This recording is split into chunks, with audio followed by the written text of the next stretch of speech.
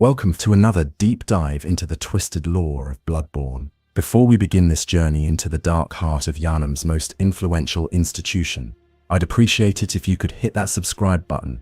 It helps the channel grow more than you might think, and allows me to keep bringing you these in-depth explorations of the games we love.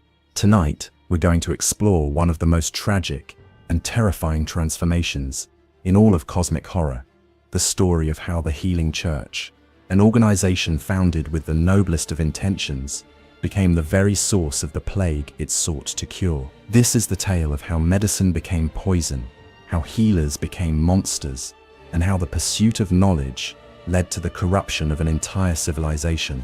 So settle in, close your eyes, and let us journey together into the shadows of Yharnam's history, where we'll uncover the terrible truth about how an organization dedicated to healing became the instrument of an ancient alien curse. Chapter 1. The Foundation of Hope.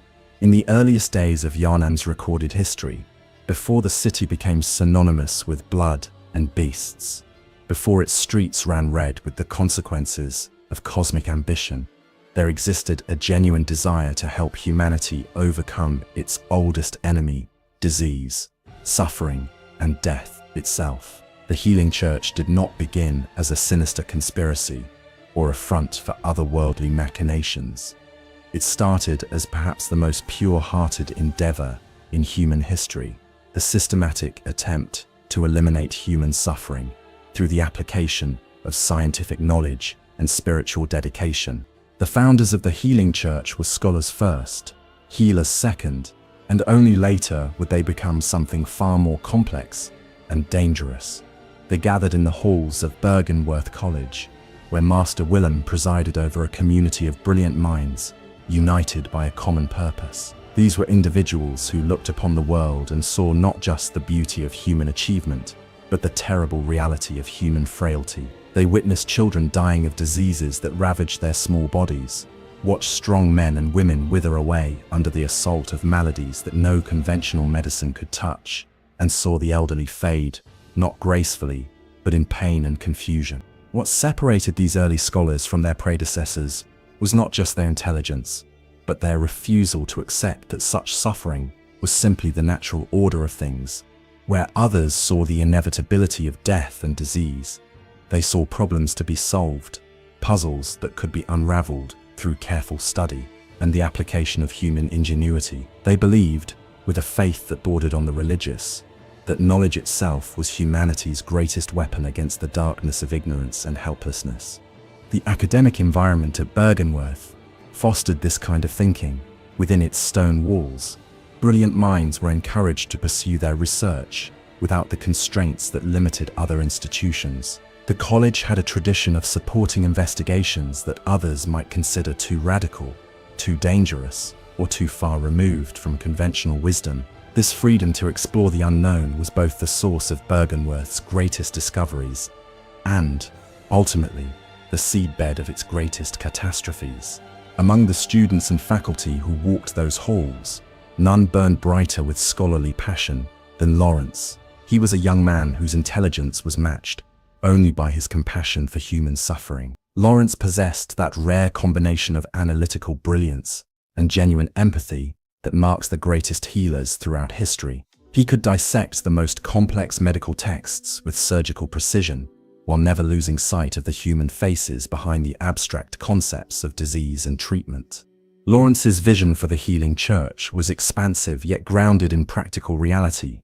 He envisioned an organization that would combine the rigorous methodology of scientific research with the organizational power and moral authority of a religious institution. This wasn't merely a matter of political convenience.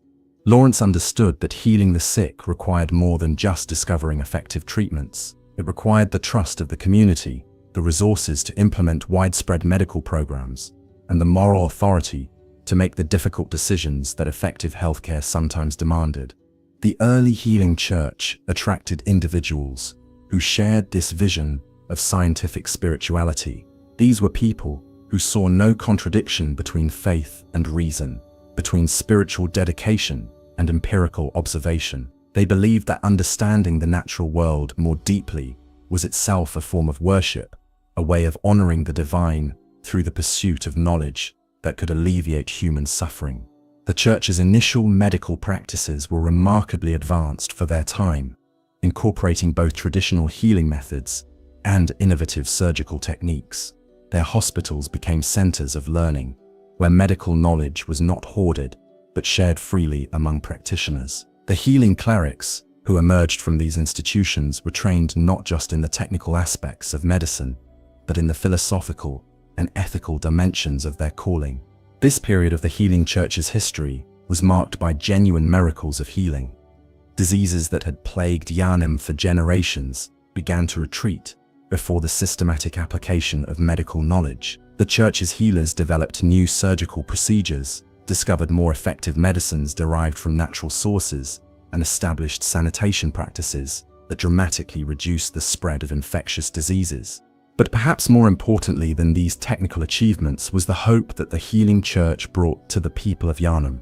For the first time in memory, ordinary citizens could believe that their suffering was not inevitable, that their children might grow up in a world where diseases no longer claimed lives indiscriminately. The Church became not just a medical institution, but a symbol of human possibility, proof that intelligence and dedication could triumph over the seemingly insurmountable challenges that had always defined the human condition. This hope was not misplaced in those early days. The healing Church's track record of success was impressive by any measure. Their hospitals saw recovery rates that astonished even their own practitioners. Diseases that had been death sentences became manageable conditions. Surgical procedures that had been impossibly risky became routine operations, with high success rates. The transformation of Yānim during this period was profound. The city grew from a modest settlement into a thriving metropolis, drawing people from across the region who sought access to the Church's advanced medical care. Trade flourished as word spread about the remarkable healers who could cure ailments that baffled physicians elsewhere. The very architecture of the city began to reflect this new prosperity and confidence, with grand buildings rising alongside the Church's expanding cathedral complex. Yet, even in these days of triumph and genuine achievement, there were hints of the transformation to come. The Church's success bred a certain confidence that bordered on hubris. Their healers began to believe that there was no limit to what human knowledge could achieve, no disease too complex to understand, no form of suffering too fundamental to eliminate. This confidence was reinforced by their growing understanding of the relationship between knowledge and healing power. The more they learned about the human body, about the nature of disease, about the hidden connections between mind and flesh, the more effective their treatments became. It seemed to prove that knowledge itself was the ultimate medicine, that understanding was synonymous with the power to heal. Master Willem watched these developments with a mixture of pride and growing concern. He had been instrumental in creating the intellectual environment that made the healing Church's early successes possible. But his deeper studies were beginning to reveal complexities that troubled him. His research into ancient texts and forgotten sources of knowledge suggested that there were forms of understanding that came with unexpected prices, types of wisdom that changed those who possessed them in fundamental ways. But in those early hopeful days, such concerns seemed abstract and distant. The healing Church was saving lives, alleviating suffering, and proving that human beings were not helpless victims of biological inevitability. They were healers in the truest sense, and their medicine was bringing genuine hope to a world that had known too much pain. The irony, which would only become apparent much later, was that this very success created the conditions for the Church's eventual corruption. Their effectiveness as healers gave them power and influence that extended far beyond the medical realm. Their reputation for performing miracles made people willing to trust them with increasingly complex and dangerous research. Their growing confidence in the power of knowledge made them receptive to discoveries that more cautious minds might have rejected. As the Church's influence grew, so did its appetite for the kind of knowledge that could enhance its healing capabilities. They began to look beyond conventional medical wisdom, seeking insights from sources that previous generations of healers had avoided. or ignored. They started to believe that any knowledge that could increase their power to heal was worth pursuing, regardless of how strange or unsettling its origins might be. This hunger for ever greater healing power would eventually lead them to the discovery that would transform not just the church, but the entire nature of medicine in Yharnam. But in those early days, as the church's hospitals filled with grateful patients and its reputation spread across the known world, such concerns seemed impossibly distant. They were healers, they were scientists, and they were making the world a better place through the systematic application of human knowledge and compassion. The foundation they built during this period was solid and genuine. The medical techniques they developed, the organizational structures they established, and the ethical principles they articulated were all sound and beneficial. What they could not foresee was how these very strengths would eventually become the mechanisms through which their downfall would unfold. The healing church's tragedy was not that it began with evil intentions, but that it began with intentions so pure and noble that they became unable to recognize the moment when their methods started to compromise their goals. They would pursue healing with such single-minded dedication that they would eventually lose sight of what it meant to be human, chasing after cures that were worse than any disease they had ever encountered. Chapter 2: The Scholar's Dilemma. Master Willem stood in his private study within Bergenwerth College, surrounded by tomes whose age could be measured not in decades but in centuries. The candlelight flickered across pages written in languages that predated the common tongue, illuminating diagrams and descriptions that challenged everything he thought he knew about the nature of reality. These were not the medical texts that filled the healing church's libraries, nor the philosophical treatises that guided conventional academic inquiry. These were older sources, stranger sources, documents that had been preserved not because they were understood, but because previous generations of scholars had sensed they contained knowledge too important to lose. Willem's research had begun innocently enough.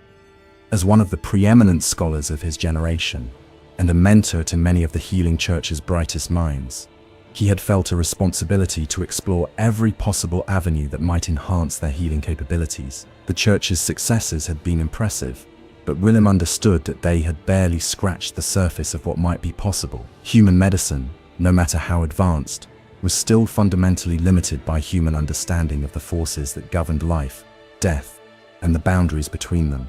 The text that now commanded his attention spoke of these boundaries in ways that conventional scholarship simply couldn't address.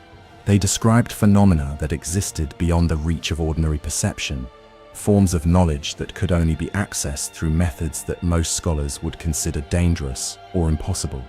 But Willem was not most scholars. His decades of study had taught him that the greatest discoveries often came from sources that initially seemed absurd or incomprehensible. What troubled Willem, as he delved deeper into these ancient sources, was not their strangeness, but their consistency. Text after text, written by scholars, separated by centuries and continents, described similar phenomena using remarkably parallel terminology.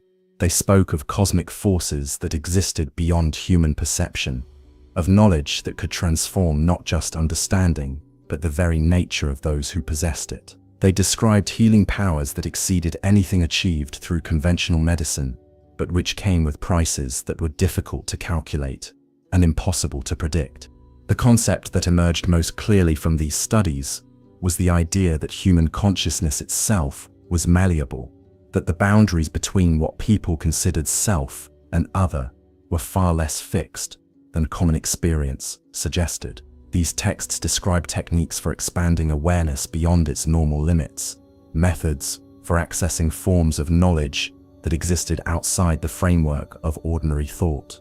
They suggested that true healing required not just understanding the physical body, but comprehending the deeper structures that connected all living things. Willem found himself caught between fascination and concern as he processed these ideas.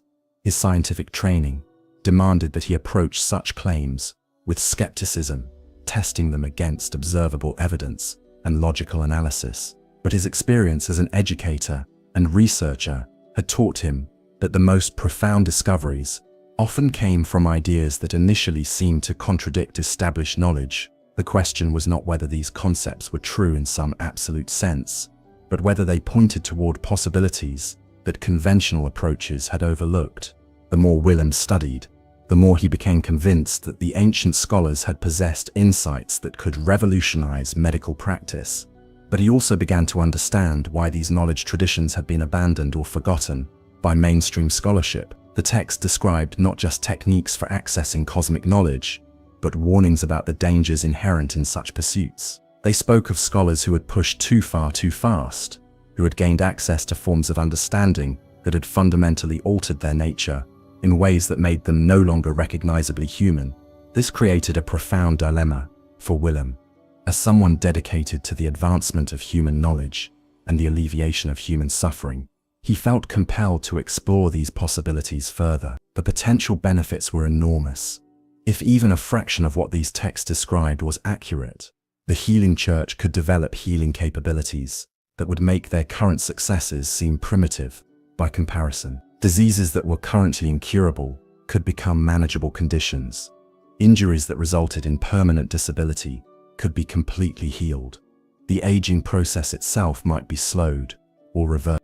But Willem also understood that pursuing this research carried risks that extended far beyond academic failure or wasted resources.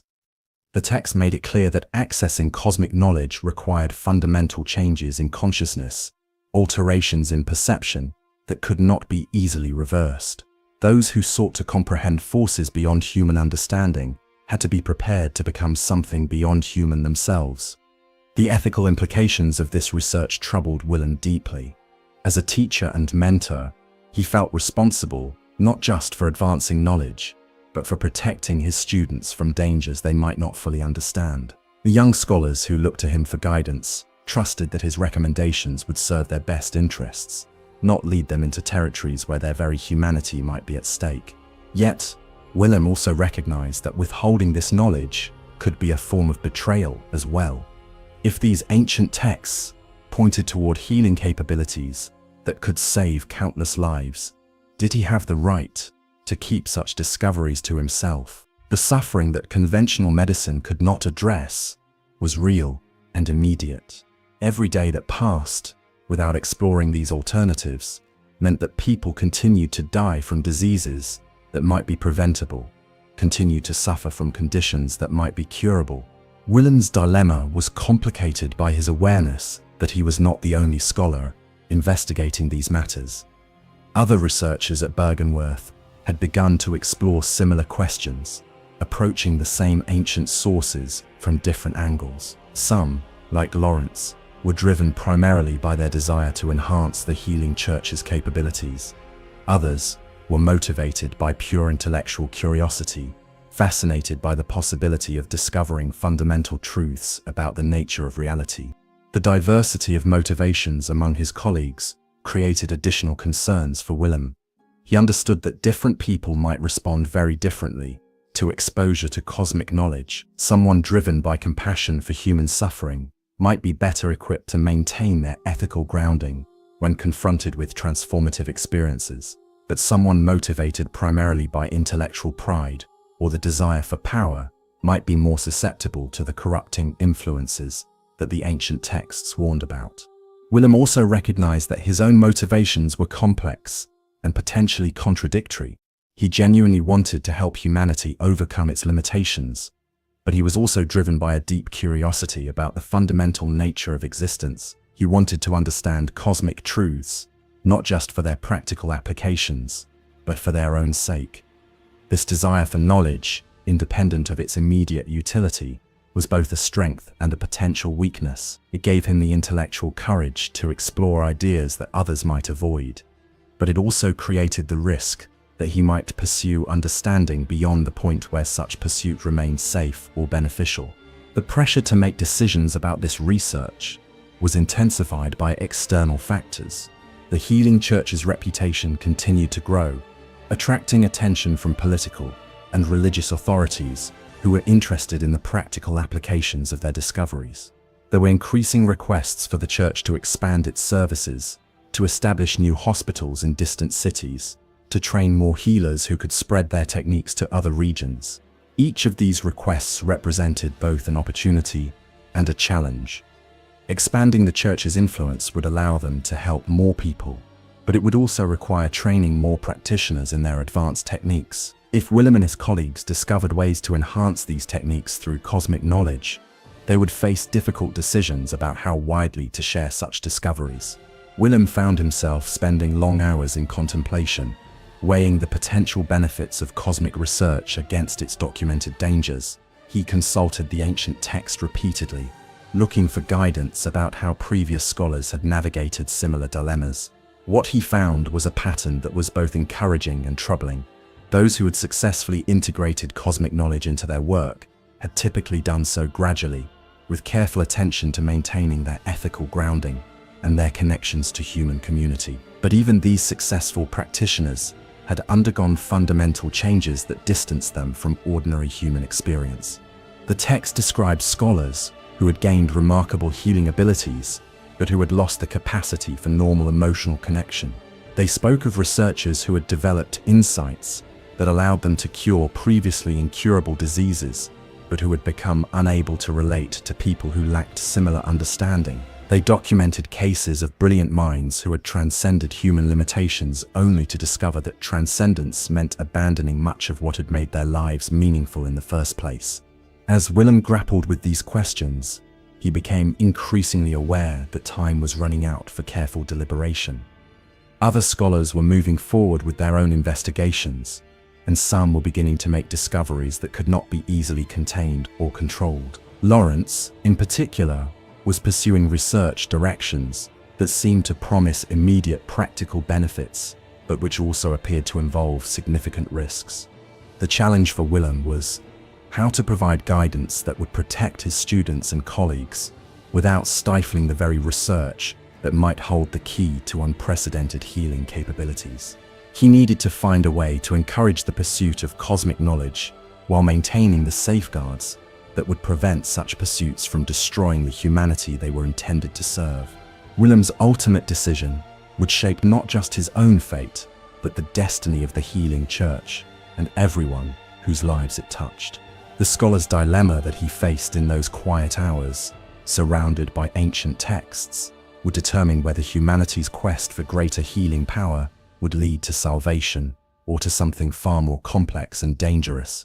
The irony of Willem's situation was that his very wisdom and caution, the qualities that made him such an effective mentor and researcher, also created the conditions for the tragedy that would eventually unfold. His recognition of the dangers inherent in cosmic research led him to proceed carefully, but this caution also meant that when disasters began to occur, they would happen gradually enough that their full significance would not be immediately apparent. Willem understood that knowledge, once discovered, could not be undiscovered. The insights that he and his colleagues were pursuing would permanently change their understanding of reality, and through them would eventually change the nature of human civilization itself. The question was not whether this transformation would occur, but whether it could be guided in directions that would enhance, rather than destroy, what was best about human existence. Chapter 3. The Old Blood Discovery. The discovery that would forever alter the course of human history in Yharnam came not through careful planning or systematic research, but through the kind of accident that retrospectively seems inevitable. It was Lawrence who first encountered what would later be known as the Old Blood, though at the time neither he nor his colleagues fully understood the significance of what they had found. The discovery occurred during an expedition to the ancient ruins of Teomeru, the underground labyrinth that lay beneath Yharnam like a vast archaeological treasure trove. Teomeru had fascinated scholars for generations, but its complex network of tunnels, chambers, and ritual spaces had proven too dangerous for systematic exploration. The ruins were inhabited by creatures that defied conventional classification, beings that seemed to exist at the boundary between life and death, between the physical and the spiritual. Previous expeditions had returned with tantalizing fragments of information about advanced civilizations that had flourished in the depths, but none had been able to conduct the kind of thorough investigation that serious scholarship required. Lawrence's expedition was different from its predecessors in both its scope and its preparation. Rather than treating the ruins as a collection of archaeological curiosities, he approached them as a potential source of practical knowledge that could enhance the healing church's medical capabilities. His team included not just archaeologists and historians, but medical practitioners who could evaluate any healing techniques or substances they might discover. The expedition's breakthrough came when they discovered a chamber deep within the ruins that appeared to have served as some kind of medical laboratory. The walls were lined with carved symbols that seemed to describe anatomical structures and physiological processes, but using a symbolic language that was far more sophisticated than anything contemporary medical texts. More intriguingly, the chamber contained what appeared to be preserved samples of various biological substances, stored in containers made from materials that the expedition's experts could not identify. Among these samples was a quantity of liquid that possessed properties unlike anything Lawrence had ever encountered. The substance appeared to be blood, but blood that had been somehow preserved or enhanced through processes that left no obvious traces. Under microscopic examination, it displayed cellular structures that were recognizably biological, but which exhibited characteristics that seemed to transcend the normal limitations of organic matter. What made this discovery truly remarkable was not just the substance's unusual properties, but its apparent effects on living tissue. When small quantities were introduced to laboratory specimens, the results were extraordinary. Damaged tissue regenerated at accelerated rates. Diseased cells returned to healthy states. Even specimens that were near death showed dramatic improvements in vitality and function. Lawrence understood immediately that he had discovered something that could revolutionize medical practice. Here was a substance that seemed to embody the very essence of healing, a medicine that could address not just specific diseases, but the fundamental processes of damage and decay that limited all living things. The implications were staggering. If this substance could be properly understood and utilized, it might be possible to eliminate not just particular ailments, but the entire concept of incurable disease. The initial tests were conducted with extreme caution, using only minute quantities of the substance and carefully controlled experimental conditions. Lawrence and his team were well aware that they were dealing with something unprecedented, potentially dangerous despite its apparent benefits. The laboratory procedures they established were designed to minimize risk while maximizing their ability to understand what they had discovered. The results of these early experiments exceeded even Lawrence's most optimistic expectations. The substance consistently demonstrated remarkable healing properties across a wide range of conditions. Wounds healed without scarring, damaged organs regenerated, lost function, even conditions that had previously been considered irreversible showed signs of improvement when exposed to carefully measured doses of the mysterious blood. But as the testing progressed, Lawrence began to notice effects that were more complex than simple healing. The substance didn't just repair damage, it seemed to enhance the natural capabilities of whatever it touched. Laboratory specimens displayed increased strength, improved sensory capabilities, and accelerated cognitive function. It was as if the blood was not just restoring normal health, but elevating the very concept of what normal health could encompass. These observations raised profound questions about the nature of what they had discovered. This was clearly not just an advanced medicine in the conventional sense, but something that operated according to principles that challenged fundamental assumptions about the limits of biological possibility. The blood seemed to contain not just healing properties, but transformative potential that could alter the very nature of living things. Lawrence found himself faced with decisions that would determine not just the future of his research, but the destiny of everyone who might eventually be treated with this remarkable substance. The potential benefits were enormous, but the implications were equally vast. If this blood could truly transcend the normal limitations of biological healing, what other limitations might it transcend? And what would be the long-term consequences of using a substance that seemed to operate outside the normal rules of medical science? The pressure to move forward with human trials was intense. Every day that passed meant that people continued to suffer from diseases that this substance might cure instantly. The Healing Church's mission was to alleviate human suffering, And here was a tool that could fulfill that mission more completely than anything in human history. The ethical argument for proceeding seemed overwhelming. Yet Lawrence was also troubled by aspects of the discovery that didn't fit neatly into conventional medical frameworks. The blood's effects were too dramatic, too comprehensive to be explained by any known biological mechanisms. Its preservation in the ancient ruins suggested that it had remained potent for centuries or possibly millennia, which violated everything known about the decay of organic substances. Most mysteriously, the blood seemed to respond differently to different recipients, as if it possessed some form of intelligence or awareness that allowed it to adapt its effects to individual circumstances. These anomalies suggested that the old blood was not just an advanced medicine, but something that operated according to entirely different principles. Lawrence began to suspect that understanding the blood would require not just medical knowledge, but insights from fields that the healing church had previously considered outside its domain. Ancient history, comparative mythology, perhaps even metaphysical speculation.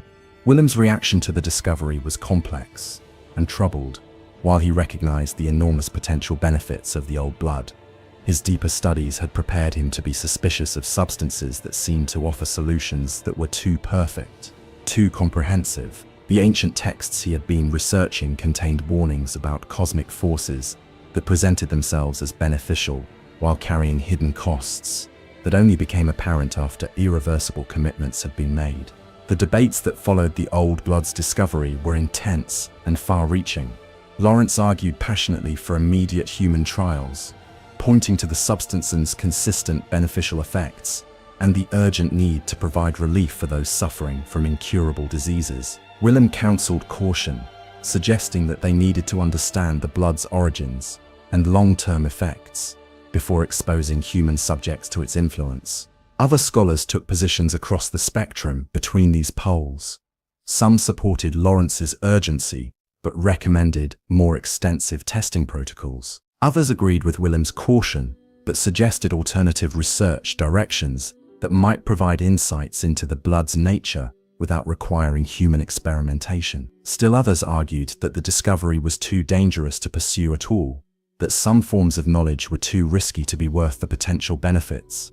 The decision ultimately fell to Lawrence, whose position as the healing church's primary leader gave him the authority to determine how the research would proceed. His choice would set in motion a chain of events that would transform not just medical practice in Yharnam, but the very nature of human existence in the city. The old blood would prove to be exactly what it appeared to be, a substance of unprecedented healing power, but it would also prove to be much more than that, carrying with it influences and consequences that no amount of careful testing could have predicted.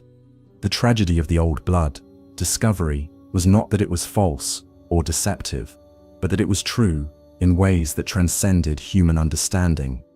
It really could heal diseases, repair damage, and enhance human capabilities, but it could also do things that Lawrence and his colleagues had no framework for comprehending, things that would only become apparent after the substance had already become integrated into the very foundation of Yharnam's civilization. The moment Lawrence made the decision to proceed with human trials of the old blood was the moment that medicine began its transformation from healing into something far more complex and dangerous. It was the beginning of the process by which the healing church's noble mission would become the mechanism of humanity's metamorphosis into something that could no longer be called human at all. Chapter 4. The First Transformations. The first human trials of the old blood were conducted with all the careful protocol and ethical consideration that the healing church's medical traditions demanded. Lawrence personally oversaw every aspect of the testing process, from the selection of volunteer subjects to the precise measurement of dosages. The volunteers were individuals suffering from conditions that conventional medicine had proven unable to address: terminal diseases, severe injuries that had left them disabled, degenerative conditions that promised only progressive deterioration. Each volunteer was fully informed about the experimental nature of the treatment, the uncertain risks it might carry, and the unprecedented hope it offered for conditions that had previously been considered hopeless. The informed consent process was exhaustive, ensuring that every participant understood they were taking part in research that could potentially save their lives or expose them to unknown dangers.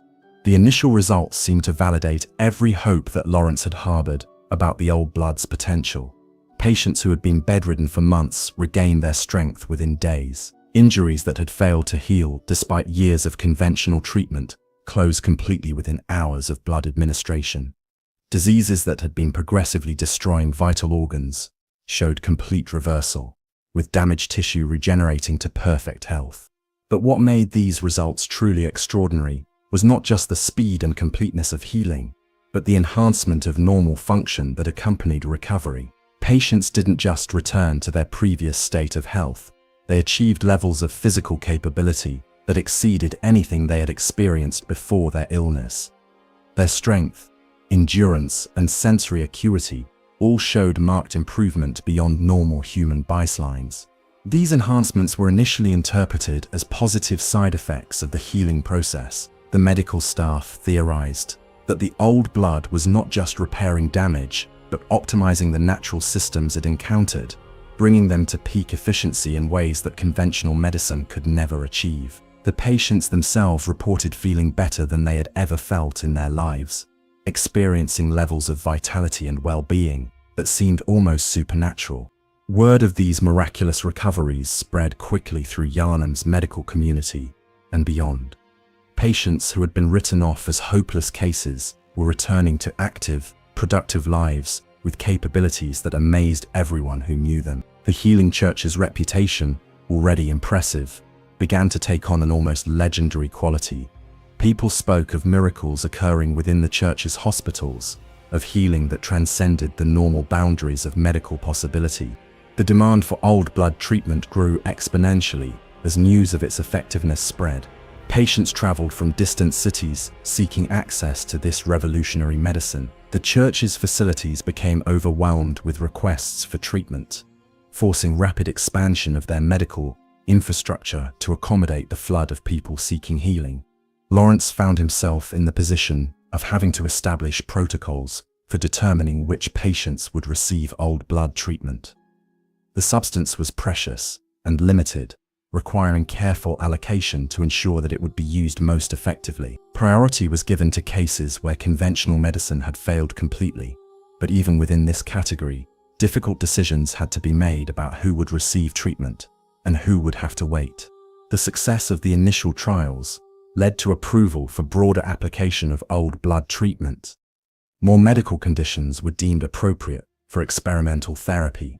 The dosages used were gradually increased as physicians gained confidence in the substance's safety and effectiveness. Training programs were established to teach more medical practitioners the specialized techniques required for old blood administration.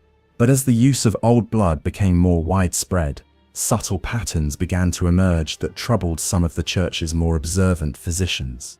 While the immediate effects of treatment remained consistently beneficial, long-term follow-up revealed changes in patients that were more complex than simple healing.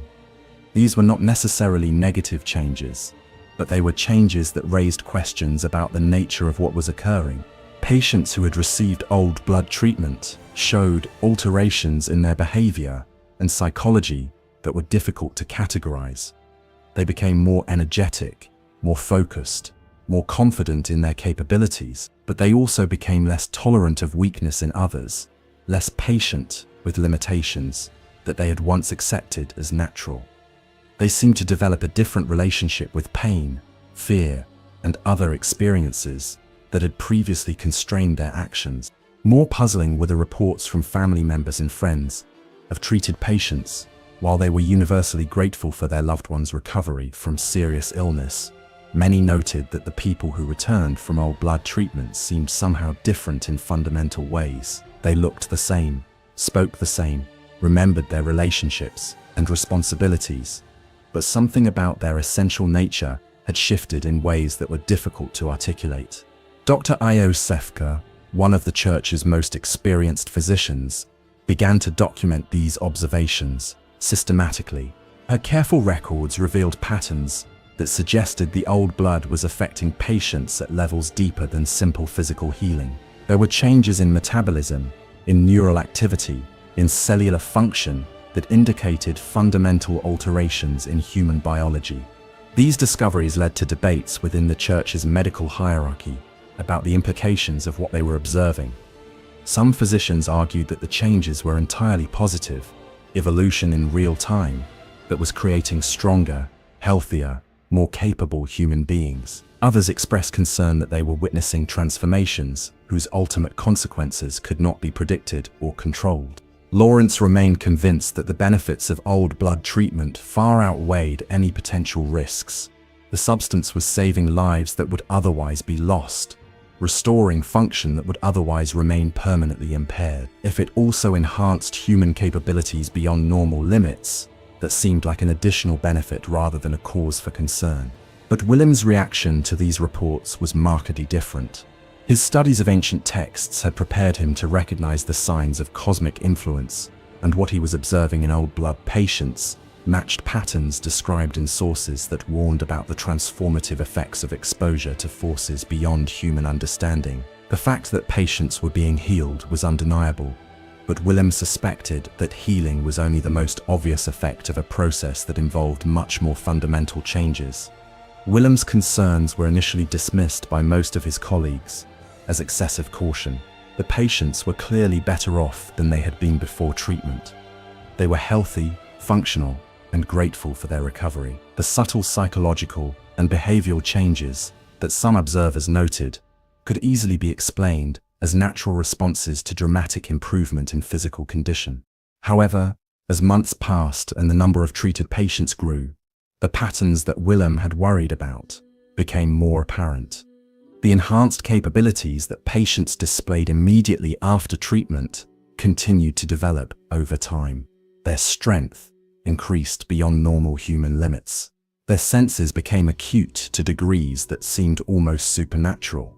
Their healing abilities allowed them to recover from injuries that would permanently disable untreated individuals.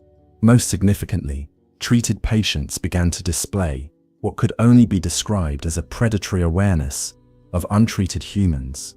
They seemed to sense weakness, fear, and vulnerability in others with uncanny accuracy. While they didn't act on these perceptions in obviously harmful ways, the change in their fundamental relationship with other human beings was unmistakable.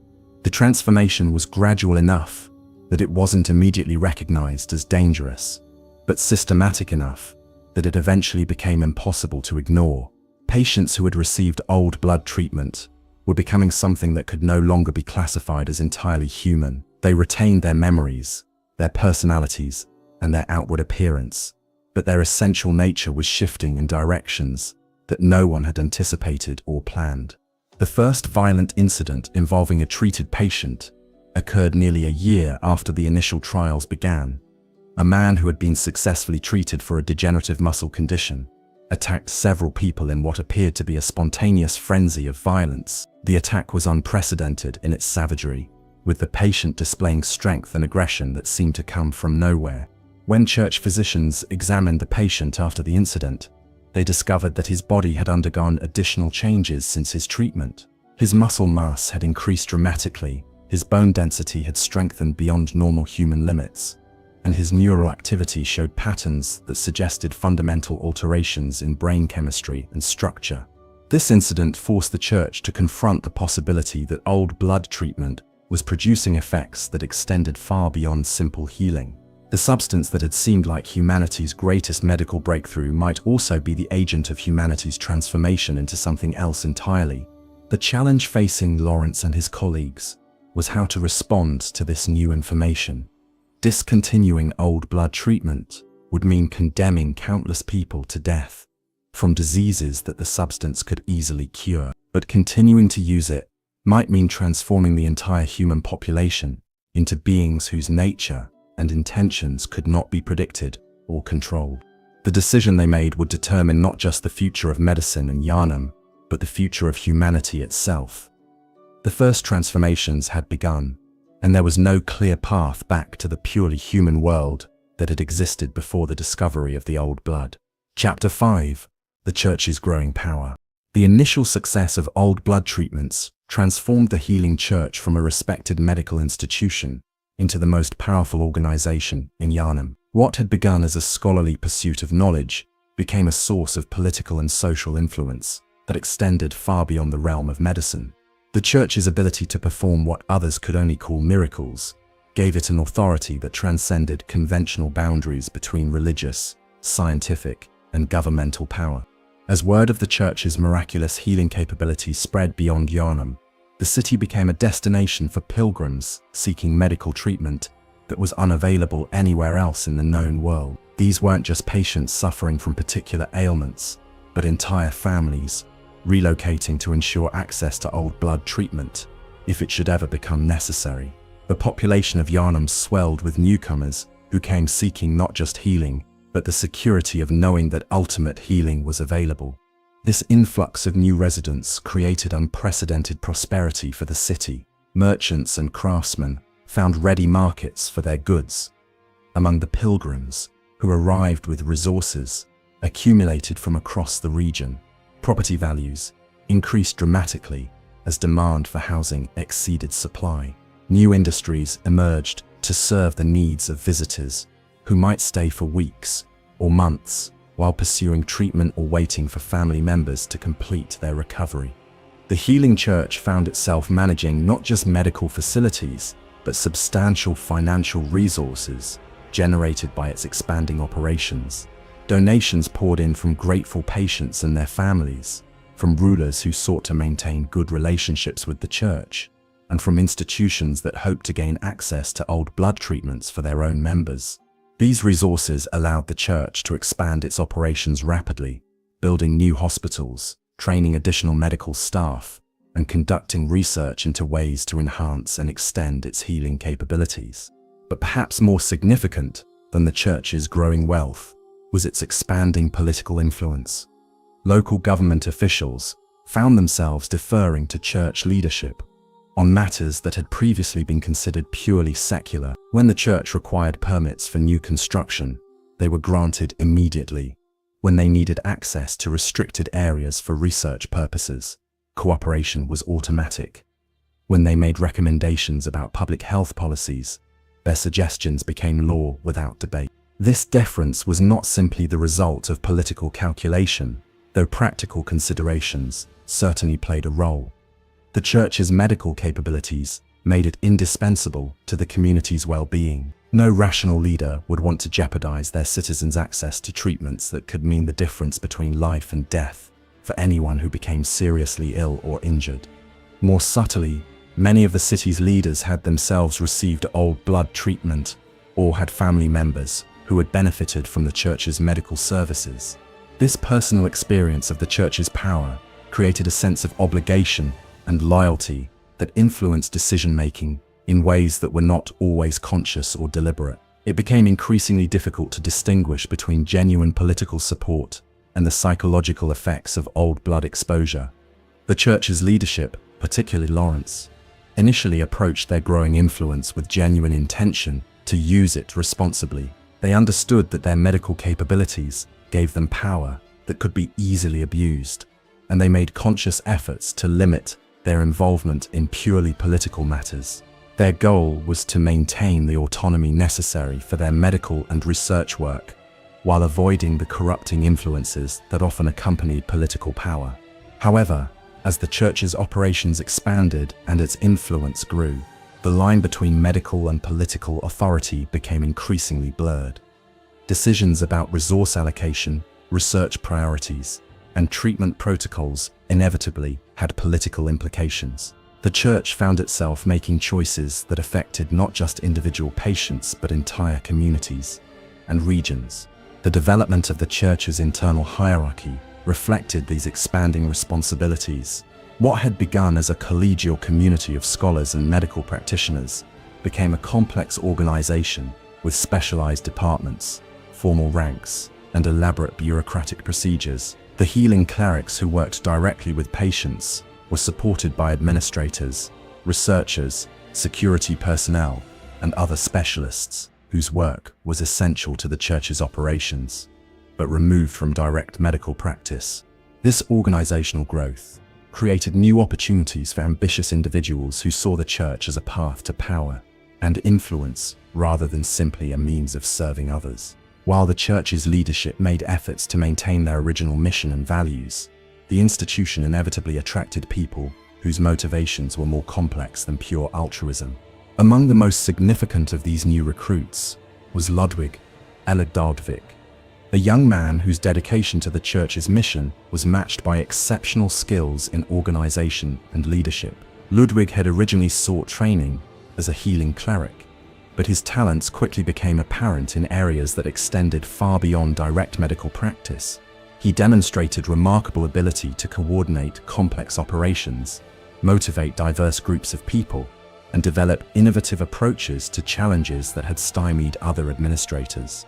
Ludwig's rise within the church hierarchy was rapid and well-deserved. His contributions to the expansion of the church's medical facilities were instrumental in allowing them to treat the growing number of patients seeking old blood therapy. His development of new training programs for healing clerics ensured that the church could maintain quality standards while expanding their operations.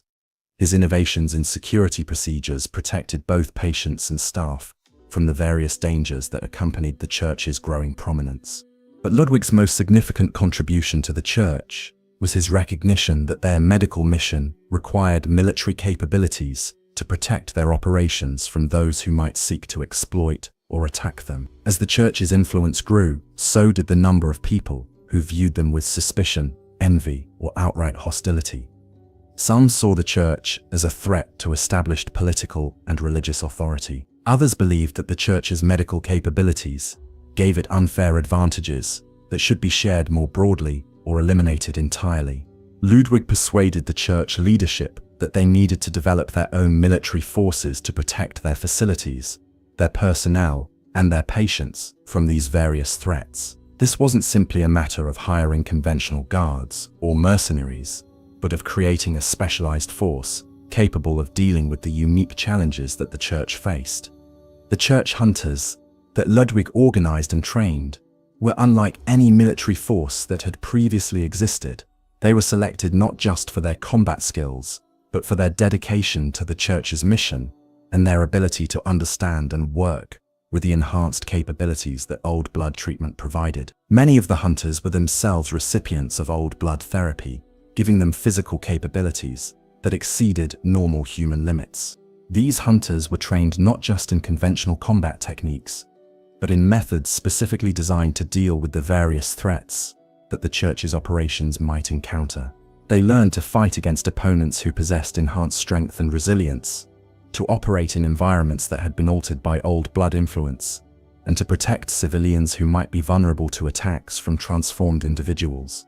The establishment of the church hunters marked a crucial transformation in the nature of the institution. What had begun as a purely medical organization had become something that combined healing capabilities with military power. This combination created unprecedented opportunities to protect and serve the community, but it also created unprecedented potential for abuse and corruption. The hunters' loyalty to the church was absolute, reinforced by their personal experience of the church's healing power and their understanding of the threats that surrounded the institution. They saw themselves not just as soldiers, but as guardians of humanity's greatest hope for overcoming the limitations that had always defined human existence. But the hunters' enhanced capabilities and absolute loyalty also made them a force that could impose the church's will on anyone who opposed it. While their original purpose was defensive, their existence changed the balance of power in Yharnam in ways that made resistance to church authority increasingly difficult and dangerous. The church's growing power was not exercised maliciously or with conscious intent to dominate others. Lawrence and the other leaders genuinely believed that they were using their influence to protect and serve humanity. But the combination of miraculous healing capabilities, vast financial resources, tool influence, and military power created a concentration of authority that no institution had ever possessed. This concentration of power would prove to be one of the key factors in the church's eventual corruption. The very capabilities that allowed them to help people so effectively also made it possible for them to control people in ways that became increasingly difficult to resist or escape. The transformation from healers to rulers was gradual, and largely unconscious, but it was also inevitable given the nature of the forces they had chosen to harness. The Church's growing power was both the result of their success in fulfilling their original mission and the foundation for their eventual betrayal of that mission. The same old blood that made their healing miracles possible also created the psychological and social dynamics that would eventually transform them from humanity's protectors into something far more complex and dangerous. Chapter 6. The Beast Scourge begins. The first recorded case of what would later be termed the Beast Scourge occurred in the Church's own medical facilities, in a patient who had been considered one of their greatest success stories. Maria Hendricks had received old blood treatment for advanced consumption nearly 2 years earlier, making a complete recovery that had amazed even the Church's most experienced physicians. She had returned to her normal life, married, started a family, and become an advocate for the Church's work among people who were skeptical about experimental medical treatments. On a quiet Tuesday evening, Maria was preparing dinner for her family when something inside her fundamentally changed. Witnesses later described the transformation as sudden and complete. One moment she was the same person they had always known, and the next she had become something else entirely.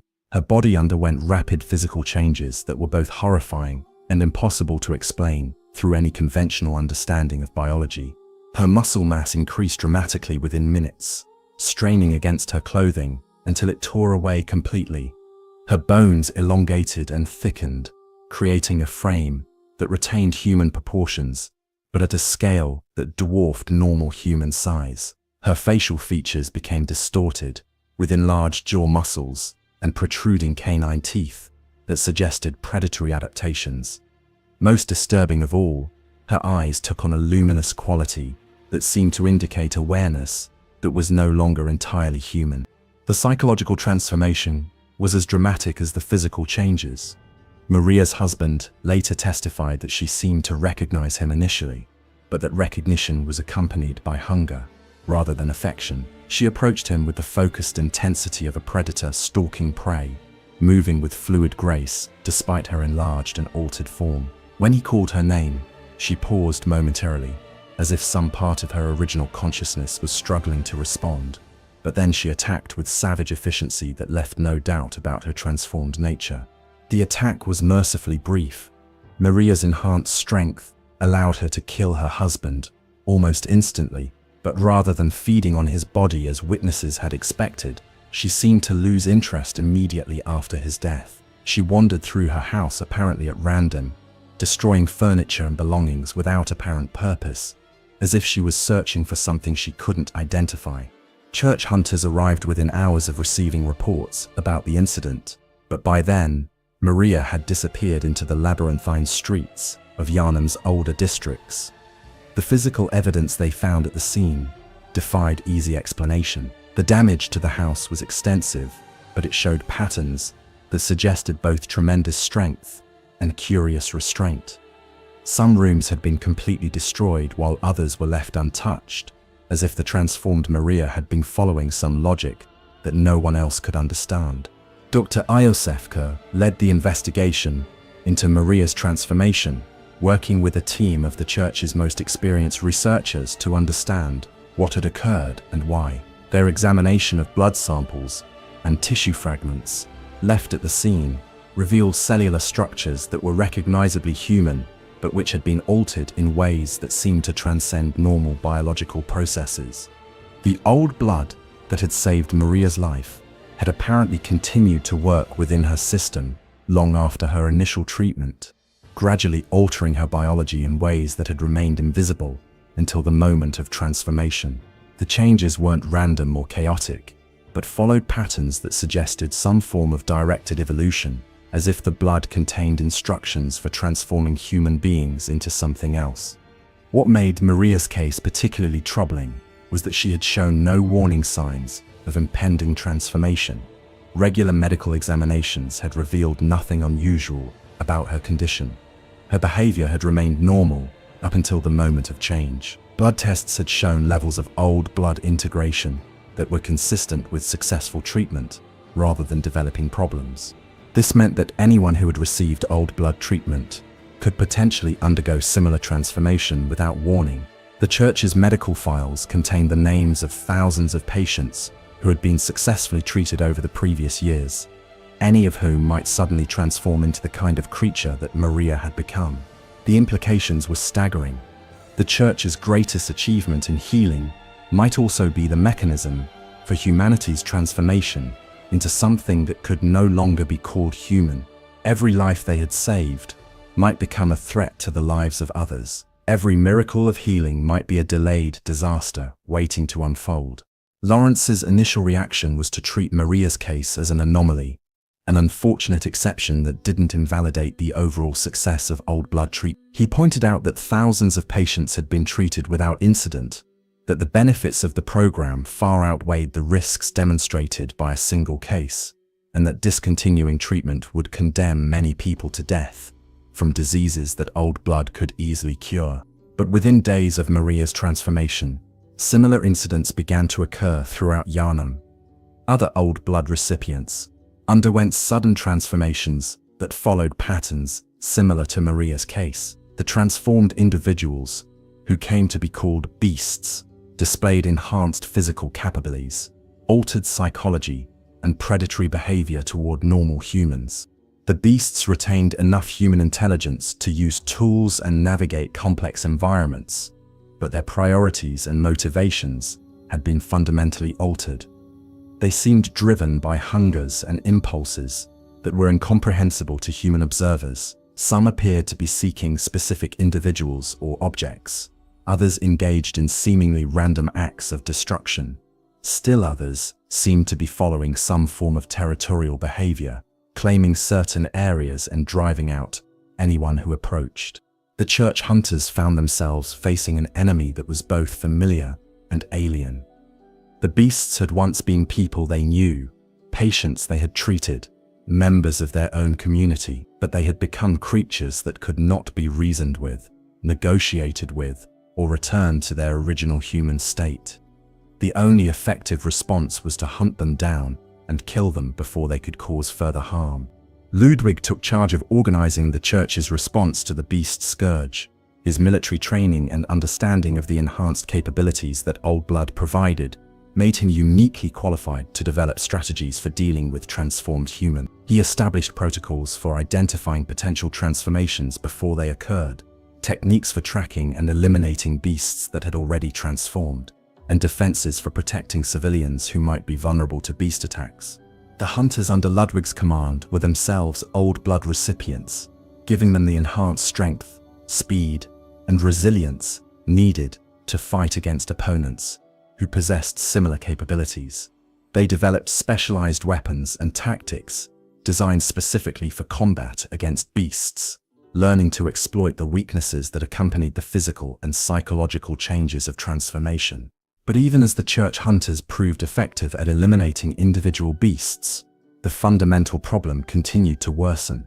More Old Blood recipients underwent transformation, creating new threats faster than the existing ones could be eliminated. Each new beast represented not just an immediate danger, but evidence that the church's medical program was fundamentally flawed in ways that had not been anticipated. The city of Yharnam began to change in response to the growing threat. Citizens armed themselves and learned to recognize the warning signs that might indicate an impending beast transformation. Neighborhoods organized watch groups to provide early warning about beast activities. Businesses and schools established security procedures for protecting people during beast attacks. But perhaps most significantly, the social fabric of the community began to deteriorate. Under the stress of living with the constant threat of transformation, people became suspicious of anyone who had received Old Blood treatment, watching for signs of impending change. Families were torn apart by fear that loved ones might suddenly become deadly threats. The trust and cooperation that had made Yharnam a thriving community began to erode as everyone became potential enemies. The irony of the beast scourge was that it was both the result of the church's greatest success and the mechanism of its eventual downfall. The Old Blood that had made miraculous healing possible was also transforming the very people it had saved into threats that required elimination. The institution that had dedicated itself to preserving human life found itself in the position of systematically hunting and killing the humans it had previously rescued. Willem watched these developments with growing horror, but little surprise. His studies of ancient texts had prepared him to expect consequences like those that were now unfolding. The cosmic forces that made old blood effective as medicine operated according to principles that transcended human understanding, and their ultimate goals were not necessarily compatible with human welfare. The beast scourge marked the beginning of the end for the idealistic vision that had originally motivated the healing church. What had started as humanity's greatest triumph over disease and suffering was revealing itself to be humanity's transformation into something that could no longer be called human. The medicine had indeed become poison, but in ways that were far more complex and irreversible than anyone had imagined possible. The church's response to the beast scourge would determine whether any trace of their original mission could be preserved, or whether they would be forced to abandon healing entirely in favor of the endless hunt that Ludwig and his followers were already beginning to see as their primary purpose. Chapter 7. Ludwig and the Church Hunters. Ludwig stood in the candlelit war room beneath the healing church's grand cathedral, studying detailed maps of Yharnam that were marked with an increasingly complex array of symbols. Red marks indicated confirmed beast sightings. Black marks showed locations where transformations had occurred. Blue marks identified safe houses and evacuation routes. Yellow marks designated areas where old blood recipients were being monitored for signs of impending transformation. The maps told a story that was both tactical and tragic, a city under siege by its own former citizens. The man who had once envisioned himself as a healer had become Yharnam's first hunter, the architect of humanity's defense against the monsters that humanity itself had become. Ludwig's transformation from medical administrator to military leader reflected the larger transformation that was overtaking the entire healing church. The institution that had dedicated itself to preserving life was now primarily concerned with ending it, hunting down and destroying the very people it had once saved. But Ludwig approached this grim duty with the same methodical dedication that had made him an effective administrator. He understood that the beast scourge represented an existential threat to human civilization in Yharnam, and that defeating it would require innovations in strategy, tactics, and technology that went far beyond conventional military thinking. The enemies they faced were not foreign invaders, but transformed neighbors, possessing human intelligence, combined with inhuman strength and predatory instincts. The church hunters, under Ludwig's command, were carefully selected from volunteers who possessed not just physical courage, but the psychological resilience needed to fight against opponents who had once been friends, family members, and patients. These men and women underwent intensive training that prepared them not just for combat, but for the emotional challenges of hunting beings who retained enough human characteristics to be recognizable as former people. Ludwig's approach to hunter training was comprehensive and innovative. Physical conditioning focused on developing the speed, agility, and endurance needed to match the enhanced capabilities of beast opponents. Combat training emphasized techniques specifically designed for fighting against enemies with supernatural strength and resilience. Weapon training introduced specialized tools that could penetrate beast hide and deliver the massive trauma needed to stop transformed opponents. But perhaps most important was the psychological preparation that Ludwig provided for his hunters. He understood that fighting beasts required a fundamental shift in thinking about the nature of humanity and the boundaries of acceptable violence. His hunters had to be capable of killing opponents who looked and acted partially human, while maintaining enough of their own humanity to continue serving the legitimate interests of the community. The weapons that Ludwig developed for his hunters reflected his understanding of the unique challenges they faced. Traditional swords and spears were inadequate against opponents with beast-enhanced durability and healing capabilities. Instead, Ludwig designed weapons that could transform to meet different tactical requirements, allowing hunters to adapt their equipment to the specific characteristics of individual opponents. Ludwig's masterpiece was the Holy Moonlight Sword, a weapon that embodied his vision of combining human craftsmanship with cosmic power. The sword appeared to be a conventional if unusually well-crafted blade, but it contained mechanisms that allowed it to channel forces that transcended normal physical limitations. When activated, the sword produced waves of energy that could harm opponents even when conventional attacks proved ineffective. The creation of the Holy Moonlight Sword required Ludwig to delve deeply into the same cosmic knowledge that had originally led to the discovery of old blood. He studied ancient texts, consulted with Master Willem about the nature of cosmic forces, and conducted experiments that pushed the boundaries of what was considered safe or acceptable research. His goal was to create tools that could give human hunters advantages over beast opponents who possessed naturally superior physical capabilities. But Ludwig's research into cosmic weaponry had effects that extended beyond the development of new equipment. His prolonged exposure to cosmic influences began to alter his own psychology and physiology in ways that were subtle but significant. He found himself becoming more focused, more driven, more willing to pursue victory, regardless of the costs involved. His dedication to protecting humanity became so intense that it began to compromise his connection to his own humanity. The hunters who served under Ludwig were deeply loyal, inspired by his combination of tactical brilliance and unwavering commitment to their mission. They saw him as the perfect example of what a hunter should be, someone who had dedicated his entire existence to protecting others from threats that they could not face alone. His willingness to take on the most dangerous assignments personally, to expose himself to cosmic influences that others feared, and to make sacrifices that others would not accept, made him a figure of legendary status among his followers. Ludwig's hunting philosophy emphasized efficiency and results over conventional moral considerations. He argued that beasts, regardless of their human origins, represented an existential threat to human survival that justified any response necessary to eliminate them. This philosophy led to innovations in hunting techniques that were extremely effective, but which also moved the hunters further away from conventional human ethical frameworks. The success of Ludwig's hunters in reducing the immediate threat posed by individual beasts created a false sense that the beast scourge was a manageable problem. Beast attacks became less frequent as the hunters became more effective at tracking and eliminating transformed individuals. Citizens began to feel safer, believing that the church had developed effective solutions to the crisis. But Ludwig himself understood that their tactical successes were not addressing the fundamental problem. New beasts continued to appear as more old blood recipients underwent transformation. The hunters were essentially fighting a defensive action against an enemy that was being continually reinforced by the church's own medical operations. Every patient successfully treated with old blood was a potential future threat that would require elimination. This recognition led Ludwig to propose increasingly radical solutions to the beast scourge.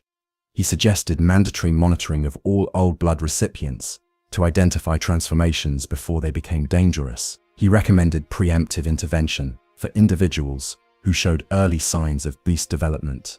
He advocated for expanded hunter recruitment and training to build forces capable of dealing with larger numbers of beast threats. Some of Ludwig's proposals were implemented despite ethical concerns from other church leaders. Monitoring programs were established that subjected old blood recipients to regular examinations and behavior assessments. Early intervention protocols were developed for dealing with individuals who showed signs of impending transformation. Hunter training was expanded to create specialized units capable of dealing with different types of beast threats. But the most controversial aspect of Ludwig's evolving philosophy was his growing belief that the distinction between prevention and preemption was becoming meaningless. He argued that anyone who had received old blood treatment was fundamentally compromised, that the cosmic forces within them would eventually overcome their human nature, regardless of external intervention. From this perspective, the only question was whether transformation would be allowed to occur naturally, or whether it should be induced under controlled conditions. Ludwig's research into controlled transformation represented the logical extension of his hunter philosophy. If transformation was inevitable, then perhaps it could be directed in ways that would create beings who retained loyalty to human civilization while gaining the enhanced capabilities needed to fight against hostile beasts. The result would be super hunters who combined human intelligence with beast strength, creatures who could match any opponent while remaining allied with human interests. The experiments in controlled transformation were conducted in secret, using volunteer subjects who understood that they were participating in research that could kill them or change them in irreversible ways. Ludwig personally oversaw these experiments, using his growing understanding of cosmic forces to guide the transformation process in directions that seemed most likely to produce beneficial results. The early results were encouraging. Subjects who underwent controlled transformation retained their human consciousness and loyalty, while gaining enhanced physical capabilities that made them extraordinarily effective hunters. They could track beasts with supernatural precision, fight with strength that matched or exceeded their opponents, and coordinate their actions with human allies in ways that natural beasts could not. But as the controlled transformation program expanded, it became apparent that the process was affecting Ludwig himself in ways that were not immediately obvious. His prolonged exposure to cosmic forces, combined with his intense psychological focus on hunting and transformation, was gradually altering his fundamental nature. He remained recognizably human in his appearance and speech, but his priorities and decision-making patterns were shifting in directions that concerned those who worked most closely with him. Willem observed these changes with growing alarm. He recognized that Ludwig was following a path that led away from humanity towards something that retained human intelligence, but operated according to fundamentally different principles. The cosmic influences that made Ludwig such an effective hunter were also transforming him into something that could no longer be considered entirely human. The tragedy of Ludwig's story was that his dedication to protecting humanity was the very thing that caused him to lose his humanity. His willingness to make any sacrifice necessary to defeat the beast scourge led him to sacrifice the essential human qualities that had originally motivated his desire to protect others. He became the perfect hunter by becoming something that could no longer fully understand what it meant to be human. Ludwig's transformation from healer to hunter to something beyond both categories reflected the larger transformation that was overtaking the entire healing church. The institution that had begun with the goal of elevating humanity above its biological limitations was discovering that transcending those limitations meant abandoning much of what had made humanity worth protecting in the first place. The holy moonlight sword that Ludwig carried became both symbol and instrument of this transformation. It represented the pinnacle of human craftsmanship, enhanced by cosmic power, but it also represented the corruption of human purpose by forces that operated according to alien logic. The sword made Ludwig incredibly effective at his chosen mission, but it also ensured that his mission would eventually become incompatible with the values that had originally justified it. Ludwig's legacy as the first and greatest of the church hunters would endure long after his own transformation was complete. But that legacy would be complex and contradictory, embodying both humanity's greatest achievements and its most tragic failures. He had saved countless lives through his innovations in hunting technique and equipment, but he had also helped to create a world where such salvation required the systematic elimination of anyone who might become a threat. The path that Ludwig had walked from healer to hunter would eventually be followed by the entire healing church, leading them away from their original mission toward purposes that were cosmic in scope but alien in nature. The medicine that had once promised to heal humanity's suffering had become the mechanism of humanity's transformation into something that no longer suffered because it no longer remembered what it meant to be human. Chapter 8. The Blood Minister's Vision. In the depths of the healing church's most secure research facility, a figure emerged from the shadows of academic obscurity to prominence that would reshape the very foundation of the church's mission. The Blood Minister, whose original name had been gradually forgotten as his identity became synonymous with his role, represented a new generation of church leadership that understood old blood not as a medical tool, but as the agent of humanity's inevitable evolution into something greater.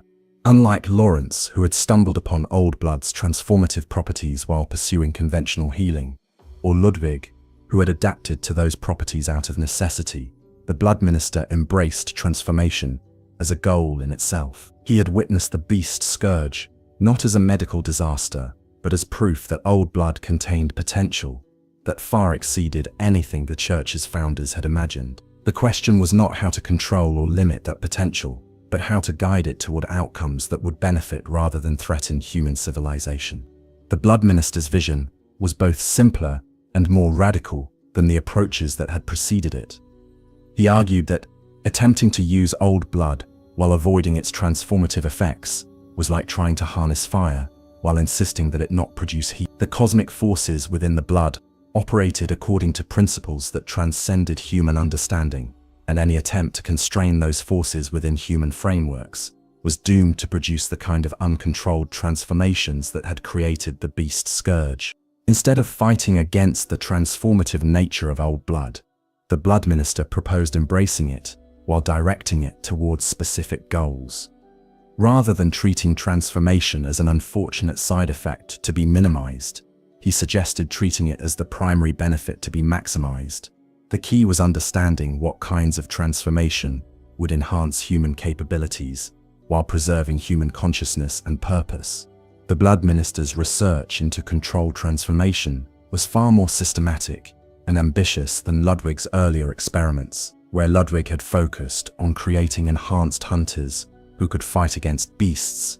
The blood minister envisioned transforming entire populations into beings who could transcend the limitations that had always defined human existence. Disease, aging, physical frailty, and even death itself could become obsolete if the transformative power of old blood could be properly understood and directed. This vision required unprecedented advances in the Church's understanding of cosmic biology and psychology. The blood minister established research programs that investigated not just the physical effects of old blood, but the spiritual and metaphysical dimensions of transformation. He recruited scholars from disciplines that had previously been considered outside the Church's domain: ancient history, comparative mythology, metaphysical philosophy, and esoteric linguistics. The research conducted under the blood minister's direction revealed that old blood was far more complex than even Wilhelm's studies had suggested. The substance contained not just biological agents, but information patterns that could reprogram the fundamental structures of consciousness itself. These patterns operated like instructions for transforming human beings into cosmic entities, but instructions that could be modified and customized to produce different types of results. The discovery of these information patterns led to breakthroughs in controlled transformation that exceeded anything the Church had previously achieved. Subjects could be transformed in ways that enhanced specific capabilities, while preserving others unchanged. Physical strength could be dramatically increased without affecting cognitive function.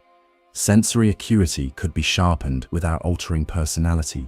Healing abilities could be enhanced without producing the predatory instincts that characterize beast transformation. But the most significant advancement was the development of techniques for preserving human consciousness during cosmic transformation. Previous transformation attempts had resulted in beings who retained human intelligence, but whose motivations and priorities had become alien to human understanding. The blood minister's methods allowed subjects to gain cosmic capabilities while maintaining their emotional connections to human values and relationships.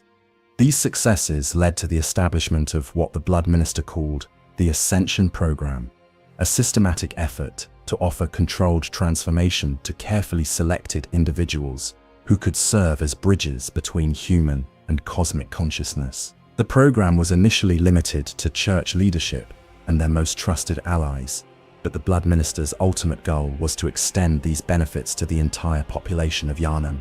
The subjects who underwent Ascension transformation reported experiences that were both exhilarating and humbling. They gained access to forms of perception that revealed hidden dimensions of reality, understanding that allowed them to comprehend cosmic truths that had previously been incomprehensible. But they also retained their human emotions and relationships, experiencing enhanced connection to both cosmic consciousness and human community.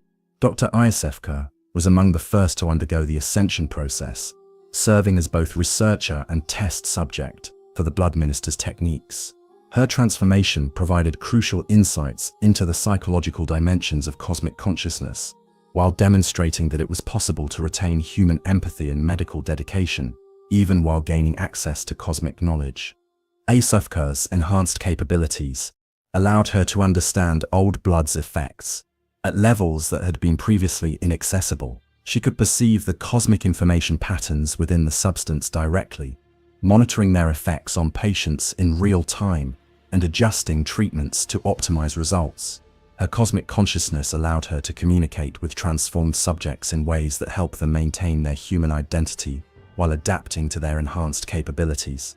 But perhaps most importantly, Ayasafka's transformation demonstrated that cosmic consciousness was not inherently alienating or dehumanizing.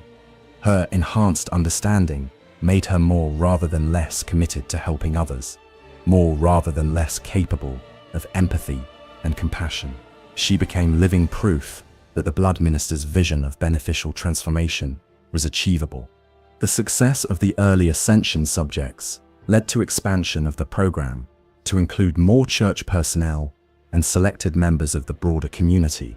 Each transformation was carefully monitored and documented, with procedures continuously refined based on accumulated experience. The Blood Minister developed increasingly sophisticated techniques for customizing transformations to match individual needs and preferences.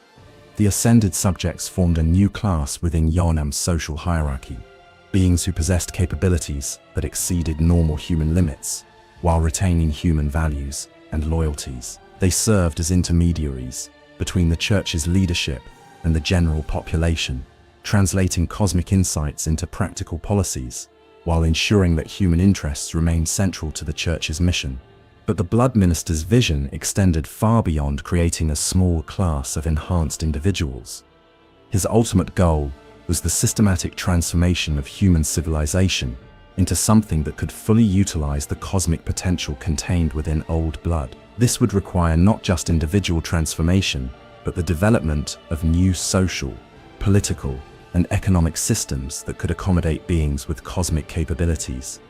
The Blood Minister began developing plans for what he called the Cosmic Commonwealth, a form of government that would be led by ascended beings, but which would serve the interests of all citizens, regardless of their transformation status. This system would combine the efficiency of cosmic consciousness with the wisdom of human experience, creating a society that could solve problems that had challenged humanity throughout history. The technological implications of widespread cosmic transformation were equally revolutionary. Ascended beings could perceive and manipulate forces that were invisible to normal humans, opening possibilities for advances in medicine, engineering, and communication that would fundamentally alter the nature of civilization. The Blood Minister envisioned cities that could reshape themselves in response to their inhabitants' needs, transportation systems that operated according to cosmic principles, and communication networks that could connect minds directly rather than relying on verbal or written language. But the most profound aspect of the Blood Minister's vision was his understanding of how cosmic transformation could address the fundamental sources of human suffering. Enhanced beings would be immune to disease, resistant to aging, and capable of healing from injuries that would permanently disable normal humans. More importantly, their expanded consciousness would allow them to experience forms of meaning and purpose that transcended the limitations that had always constrained human happiness. The Blood Minister's research suggested that cosmic consciousness could resolve the existential problems that had plagued human philosophy for millennia. Questions about the meaning of life, the nature of mortality, and the possibility of genuine connection with others could be answered through direct experience rather than abstract speculation. Enhanced beings would understand their place in the cosmic order not as philosophical hypotheses, but as lived reality. Willem watched the Blood Minister's work with complex emotions that combined admiration, concern, and growing recognition that forces had been set in motion that could no longer be controlled or redirected. The Blood Minister's vision was magnificent in scope and potentially beneficial in ways that exceeded anything Willem had imagined possible. But it was also predicated on assumptions about cosmic forces that Willem's deeper studies suggested might be dangerously naive. The ancient texts that had guided Willem's research contained warnings about entities that offered transformation as a gift, while pursuing goals that were incompatible with human welfare. These cosmic beings were not malicious in any human sense, but their purposes were so alien to human understanding that their benefits inevitably came with costs that could not be anticipated or avoided. Willem recognized that the Blood Minister was following a path that led toward genuine transcendence of human limitations, but he also suspected that such transcendence would ultimately require abandoning everything that made humanity worth preserving. The cosmic consciousness that the Blood Minister sought to share with others was real and powerful, but it operated according to principles that were fundamentally incompatible with human values and relationships.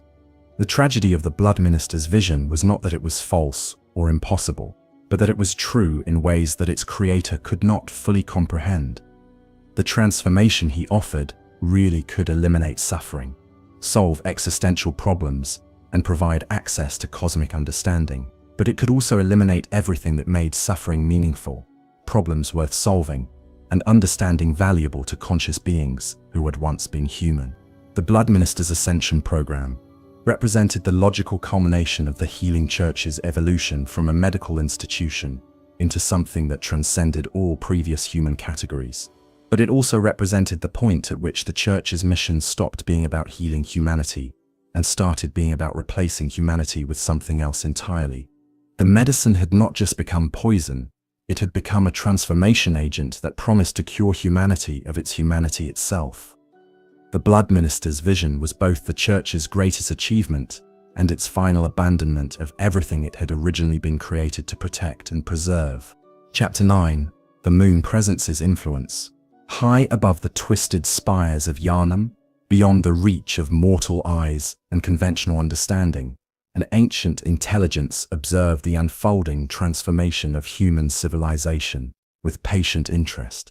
The Moon Presence, an entity whose existence spanned eons and whose consciousness operated according to principles that transcended human comprehension, had been subtly guiding the development of the Old Blood crisis since its earliest stages. What appeared to human observers as a series of medical discoveries and unfortunate consequences was, from the Moon Presence's perspective, a carefully orchestrated process of recruitment and preparation. The Moon Presence belonged to a category of cosmic beings known as Great Ones, entities whose nature was so fundamentally different from human existence that direct communication was impossible. These beings existed partially within physical reality and partially within dimensions that had no human names or analogies. Their consciousness encompassed perspectives and timescales that dwarfed human understanding, allowing them to perceive patterns and possibilities that remained invisible to mortal intelligence. But despite their cosmic nature, the Great Ones were not indifferent to human affairs. Indeed, they were deeply interested in humanity, though their interest stemmed from needs and purposes that bore little resemblance to human motivations. The Great Ones faced a fundamental problem that their cosmic consciousness and vast powers could not solve: the problem of procreation and the creation of offspring that could perpetuate their existence across cosmic timescales. This reproductive crisis was not a matter of simple biology, but a consequence of the Great One's transcendent nature. Beings that existed partially outside normal reality could not reproduce through conventional means. Their consciousness was too alien to merge naturally with others of their kind, and their connection to cosmic forces made the intimate vulnerability required for successful reproduction impossible to achieve.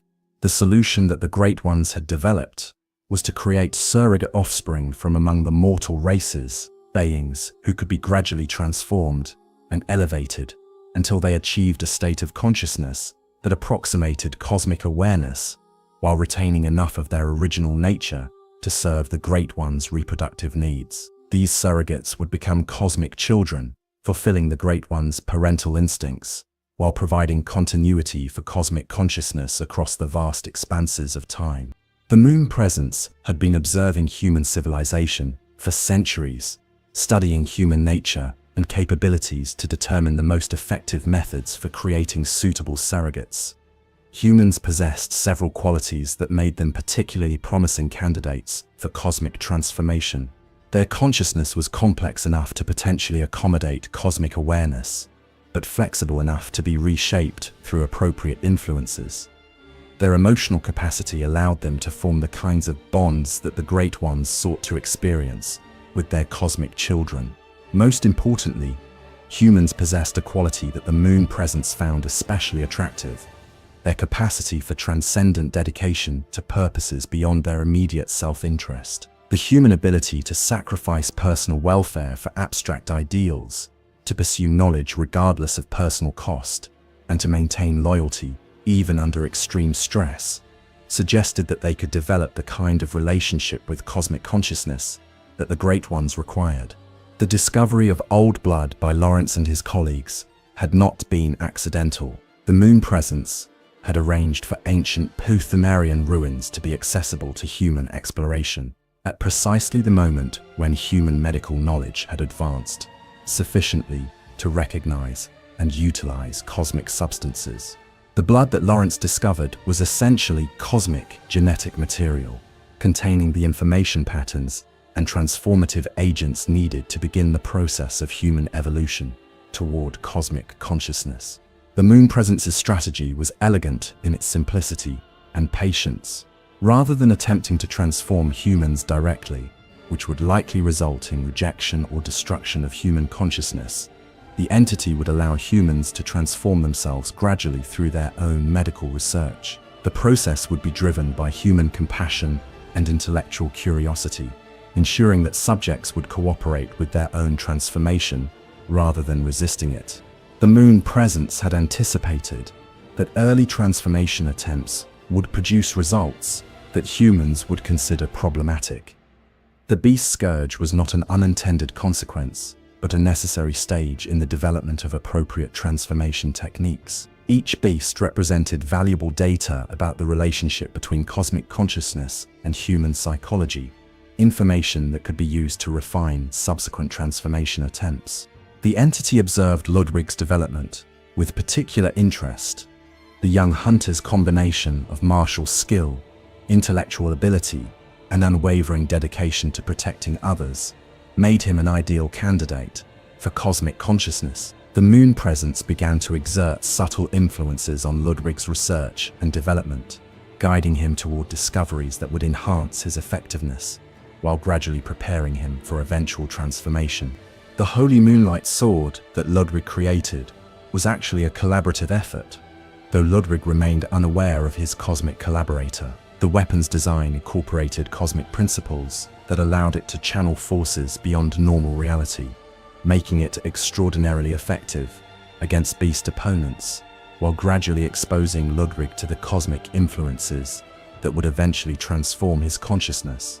The Moon Presence's approach to Ludwig was carefully calibrated to avoid triggering the resistance that direct cosmic contact might produce. Instead of revealing its presence, the entity arranged for Ludwig to discover cosmic knowledge through his own research, creating the impression that his advances in hunting technique and equipment were the result of his own ingenuity rather than external guidance. As Ludwig's transformation progressed, the Moon Presence began to communicate with him through dreams and intuitive insights that seemed to emerge from his own subconscious. These communications provided guidance about hunting techniques, suggestions for new weapon designs, and strategic insights that enhanced Ludwig's effectiveness while drawing him deeper into cosmic consciousness. The relationship between Ludwig and the Moon Presence evolved into something that resembled the parent-child bond that the entity sought to create. Ludwig became increasingly dependent on cosmic guidance for his most important decisions, while the Moon Presence experienced a form of satisfaction that approximated parental pride in Ludwig's achievements. The hunter's dedication to protecting humanity aligned with the entity's own protective instincts toward its potential cosmic children. But the Moon Presence's interest extended beyond individual transformation to the systematic development of cosmic consciousness throughout human civilization. The entity recognized that successful surrogate creation would require not just transformed individuals, but entire communities that could support and nurture cosmic consciousness. This meant guiding the evolution of human institutions toward forms that would be compatible with cosmic purposes. The Healing Church's transformation from a medical institution into a cosmic-influenced organization was another aspect of the Moon Presence's long-term strategy. The Church's combination of scientific methodology, spiritual authority, and social influence made it an ideal vehicle for introducing cosmic consciousness into human civilization. By working through the Church, the Moon Presence could reach large numbers of potential surrogates while maintaining the appearance of natural human development. The Blood Minister's Ascension program represented the culmination of the Moon Presence's influence on human institutional development. The systematic transformation of church leadership into cosmic-influenced beings created a cadre of intermediaries who could serve the entity's purposes while maintaining their connection to human community. These ascended beings would become the foundation for a new form of civilization that combined human social structures with cosmic consciousness.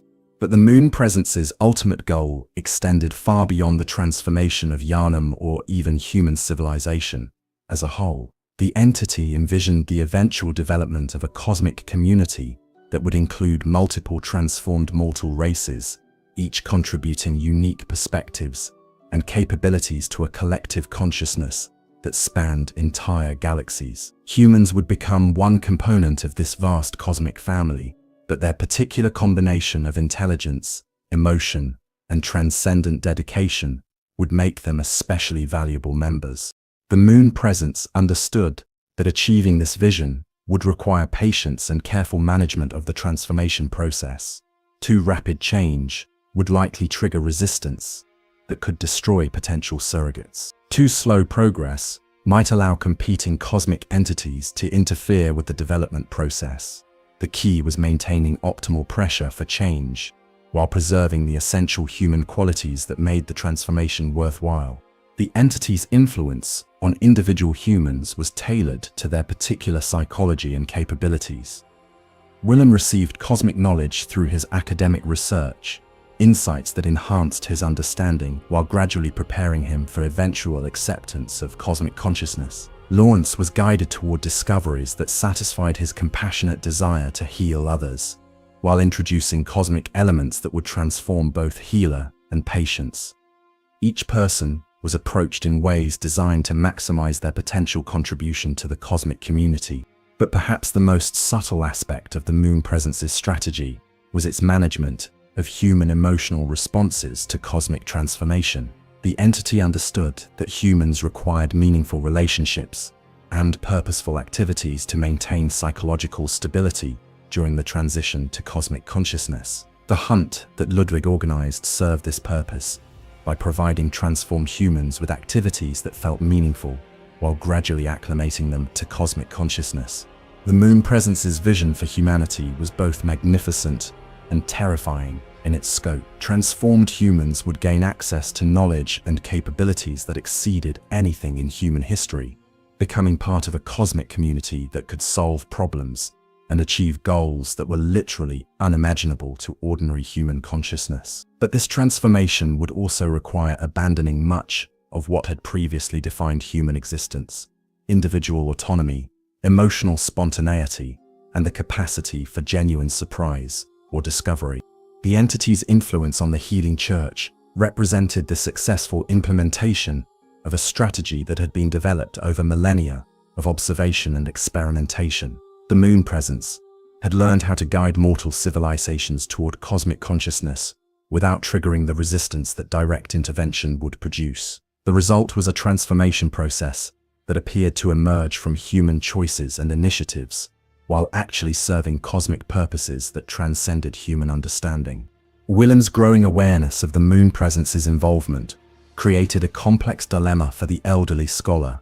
He recognized that cosmic transformation offered genuine benefits that could eliminate many forms of human suffering, but he also understood that accepting those benefits would require surrendering the autonomy and unpredictability that made human existence meaningful in its own terms. The Moon Presence's success in Yharnam would serve as a model for similar interventions in other human communities. eventually leading to the systematic transformation of human civilization into something that served cosmic rather than human purposes. The medicine that had begun as humanity's weapon against suffering had become the mechanism for humanity's absorption into a cosmic consciousness that operated according to alien logic and incomprehensible goals. The entity's patient manipulation of human development represented perhaps the most sophisticated form of conquest ever devised. Victory achieved not through force or deception, but through the systematic cultivation of desires and capabilities that led victims to seek their own transformation. The moon presence had succeeded in making cosmic consciousness appear to be humanity's greatest achievement rather than its final defeat. Chapter 10. The corruption spreads. The transformation of the healing church from a beacon of hope into an instrument of cosmic horror was not a sudden corruption, but a gradual metamorphosis that occurred so slowly that each stage seemed like a natural evolution from what had come before. By the time citizens of Yharnam recognized that something fundamental had changed about their beloved church, the transformation was too complete and too deeply rooted to be reversed through conventional means. The first signs of systemic corruption appeared in the church's administrative practices rather than its medical procedures. Decisions that had once been made through collegial discussion among equals began to be handed down from superiors whose authority seemed to derive from sources that were never clearly explained.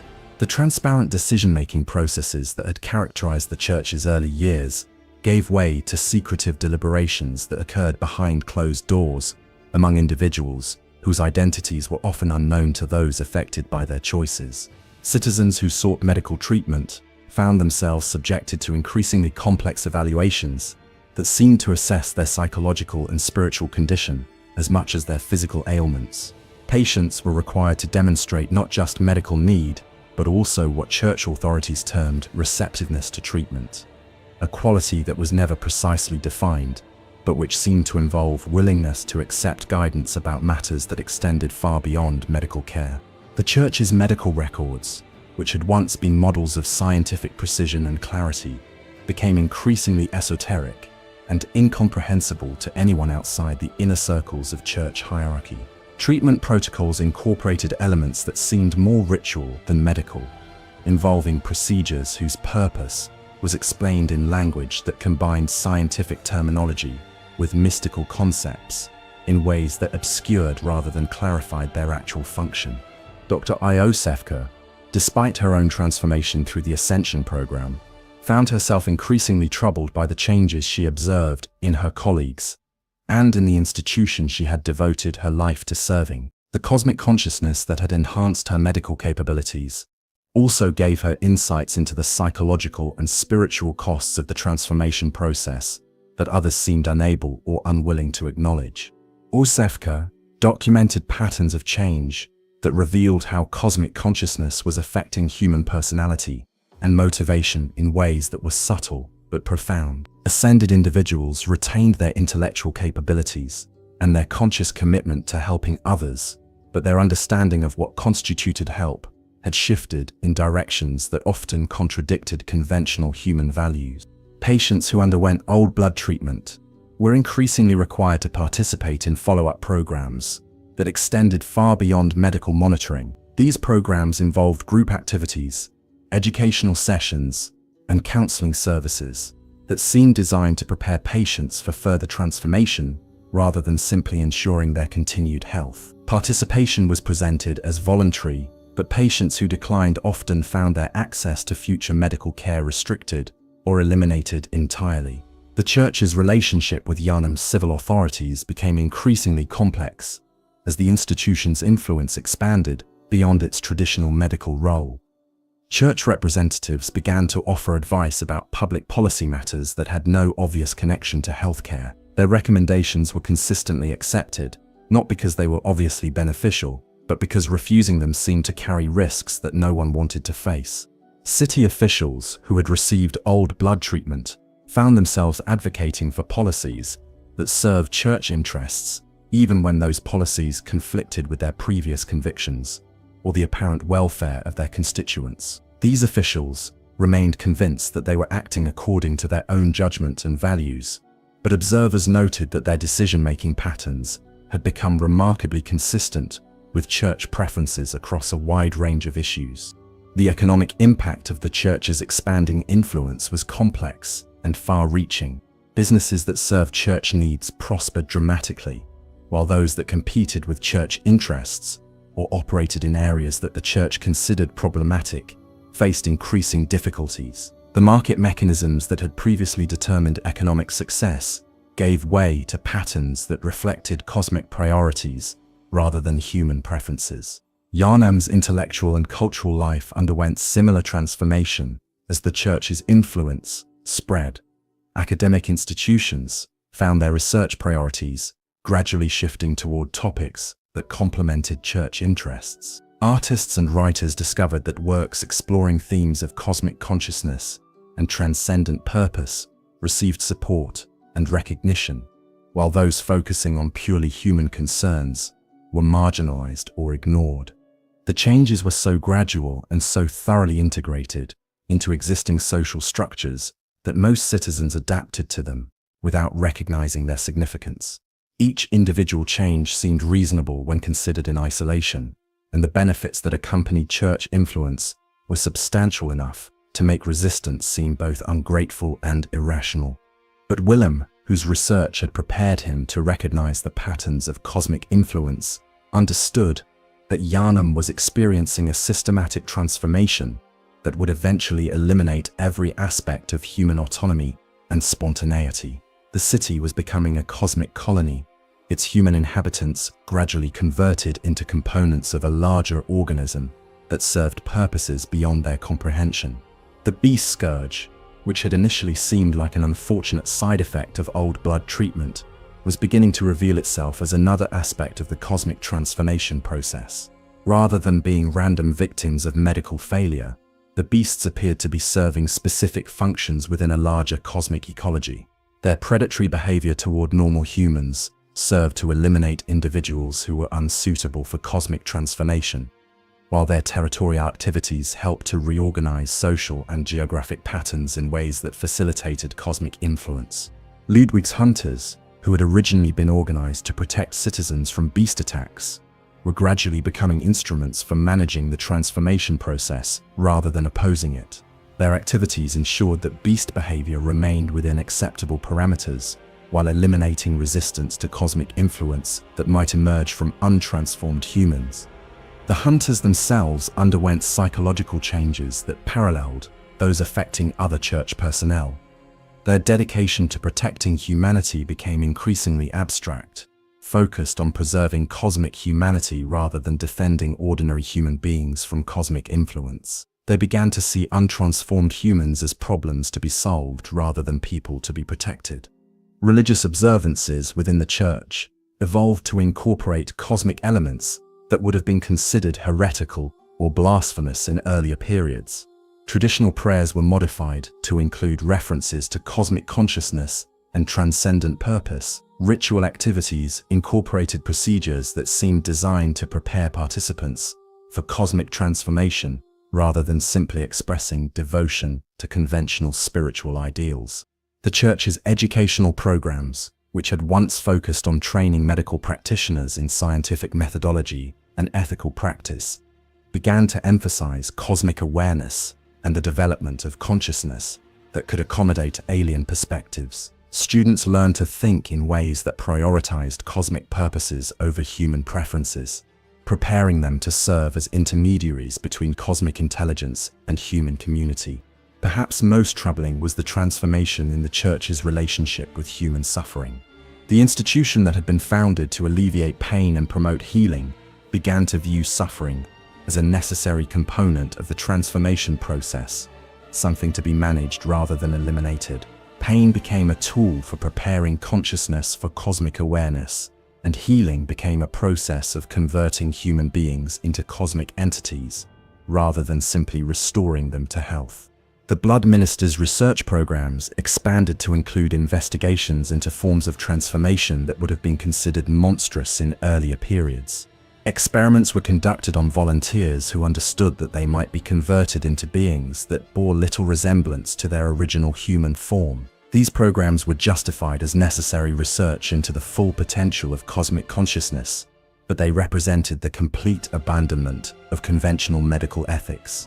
Citizens, who recognized the scope of the transformation occurring around them, found themselves with limited options for response. Direct resistance to church authority was increasingly dangerous, not because of explicit threats, but because resistance itself seemed to trigger additional cosmic attention that accelerated rather than prevented transformation. Attempting to leave Yharnam became difficult as cosmic influence extended beyond the city's boundaries into surrounding regions. The few individuals who maintained complete resistance to cosmic influence found themselves increasingly isolated, unable to communicate effectively with friends and family members who had undergone even minor degrees of transformation. The social fabric that had once connected the human community was being rewoven according to cosmic patterns that excluded those who remained purely human. Willem watched these developments with growing despair, recognizing that the process had progressed beyond any possibility of reversal through human action. The cosmic forces that had been invited into Yharnam through Old Blood research had established themselves so thoroughly that they had become integral to the city's continued existence. Removing cosmic influence would now require destroying the entire social and economic system that supported the community. The corruption had spread through every aspect of Yharnam life, not through conquest or coercion, but through the systematic replacement of human purposes with cosmic alternatives that seemed more attractive and beneficial to those who experienced them. The medicine had become poison, not by becoming harmful, but by becoming so helpful that accepting its benefits required abandoning everything that had made humanity worth preserving. The Healing Church's dark secret was not that they had deceived anyone about their intentions, but that they had succeeded so completely in fulfilling their stated mission that success itself had become indistinguishable from the destruction of everything they had originally sought to protect. Chapter 11. Willem's Last Stand. In the highest tower of Bergenworth College, surrounded by tomes whose wisdom had become both enlightenment and curse, Master Willem sat in contemplation of a world that had transformed beyond all recognition. The gentle scholar who had once believed that knowledge would liberate humanity from its limitations now understood that some forms of knowledge carried prices that made liberation indistinguishable from enslavement. The cosmic insights that had promised to elevate human consciousness had instead revealed that elevation beyond human limits meant the abandonment of humanity itself. Willem's private study had become a sanctuary for human thought in a city increasingly dominated by cosmic consciousness. The books that lined its walls contained the last repositories of purely human wisdom, perspectives that had been developed by minds that had never been touched by cosmic influence. Reading these texts had become an act of rebellion against the transformation that was consuming everything Willem had once considered valuable about human existence. The old scholar's research had evolved far beyond its original focus on medical advancement to encompass the fundamental questions about the nature of consciousness, identity, and purpose that cosmic transformation had raised. His investigations into ancient sources had revealed that the situation developing in Yharnam was not unprecedented. Other civilizations throughout history had faced similar invasions by cosmic entities seeking to create surrogate offspring from mortal races. These historical precedents were both enlightening and terrifying. In every documented case, the cosmic entities had succeeded in transforming their target civilizations, but the results had inevitably disappointed both the entities and their transformed subjects. Cosmic consciousness, despite its vast scope and power, could not provide the emotional satisfaction and meaningful relationships that the entities sought. The transformed mortals, despite their enhanced capabilities, lost the spontaneity and unpredictability that had made them interesting to cosmic intelligence in the first place. Willem's studies suggested that the cosmic transformation process was ultimately self-defeating, creating beings who possessed cosmic awareness, but who were no longer capable of the genuine surprise, growth, and emotional depth that made consciousness valuable to cosmic entities. The Great One's quest for surrogate children was doomed to fail because successful transformation destroyed the very qualities that made mortals suitable as children. But this knowledge provided little comfort to Willem, as he watched the systematic destruction of human civilization in Yharnam. Even if the cosmic transformation would ultimately prove unsatisfying to both parties, the damage to humanity would be irreversible. The people who were being converted into cosmic entities would never return to their original human state, regardless of whether their transformation fulfilled the Great One's expectations. Willem's position as one of the last untransformed scholars in Yharnam gave him a unique perspective on the changes occurring around him, but it also made him increasingly isolated from the community he had spent his life serving. Former colleagues who had undergone cosmic transformation could no longer relate to his concerns about preserving human autonomy and individuality.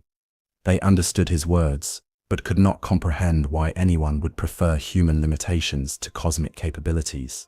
The conversations Willem attempted with ascended church leaders became exercises in fundamental incompatibility. They could discuss technical details and practical procedures, but they operated from assumptions about value and purpose that were so different from Willem's that meaningful dialogue was impossible. They saw his resistance to transformation as evidence of fear or ignorance, rather than rational choice based on different priorities. Lawrence, whose cosmic transformation had progressed further than most others, visited Willem periodically in what seemed to be attempts to convince his former mentor to accept the benefits of cosmic consciousness. These visits were deeply troubling to Willem because they revealed how completely Lawrence's fundamental nature had changed, while his surface personality remained recognizably the same.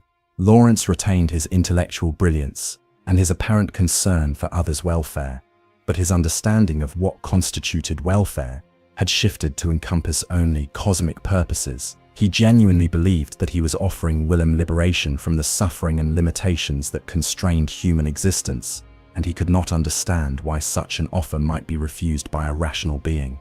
During one particularly intense conversation, Lawrence attempted to demonstrate the benefits of cosmic consciousness by sharing some of his enhanced perceptions with Willem. The experience was overwhelming and illuminating, revealing aspects of reality that Willem had never suspected and providing answers to questions that had puzzled him throughout his academic career.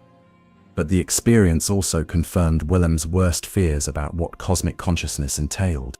The cosmic perspective that Lawrence shared was vast and magnificent, encompassing understanding that transcended every limitation of human thought, but it was also fundamentally alien to human emotional and moral experience. From the cosmic viewpoint, individual human lives had no intrinsic value beyond their potential contribution to cosmic purposes. Human suffering was significant only insofar as it interfered with cosmic development. Human happiness mattered only when it supported cosmic goals. Willem understood that accepting cosmic consciousness would eliminate his capacity to value humanity for its own sake, rather than as a means to cosmic ends. The transformation would provide him with knowledge and capabilities that exceeded anything available to purely human intelligence, but it would also ensure that he would never again be able to care about purely human concerns. This realization led Willem to make perhaps the most difficult decision of his life. He chose to dedicate his remaining years to preserving some record of purely human thought and value that might serve as a foundation for future resistance to cosmic influence, even if such resistance seemed hopeless, given the scope of the transformation that had already occurred.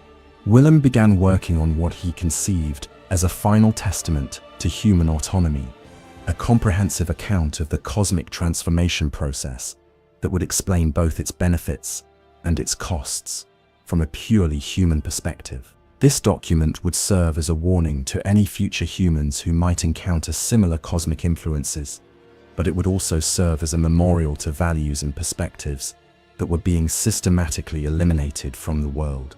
The writing of this testament required Willem to articulate insights that were extremely difficult to express in language that had been developed by minds that had never encountered cosmic consciousness. He found himself having to invent new terminology and conceptual frameworks that could convey the nature of cosmic influence to readers who had no direct experience of such forces.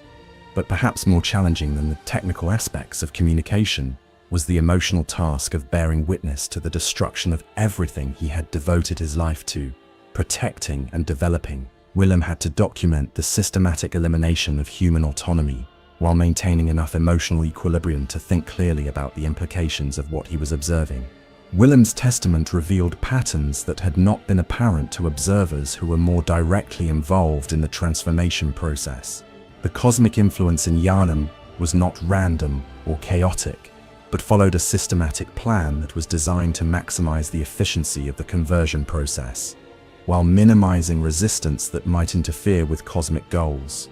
The Beast Scourge, the Ascension Program, the expansion of church authority, and the gradual modification of social and economic systems were all components of a comprehensive strategy for converting human civilization into a cosmic colony. Each element served specific functions within the larger plan, while reinforcing the effectiveness of other elements.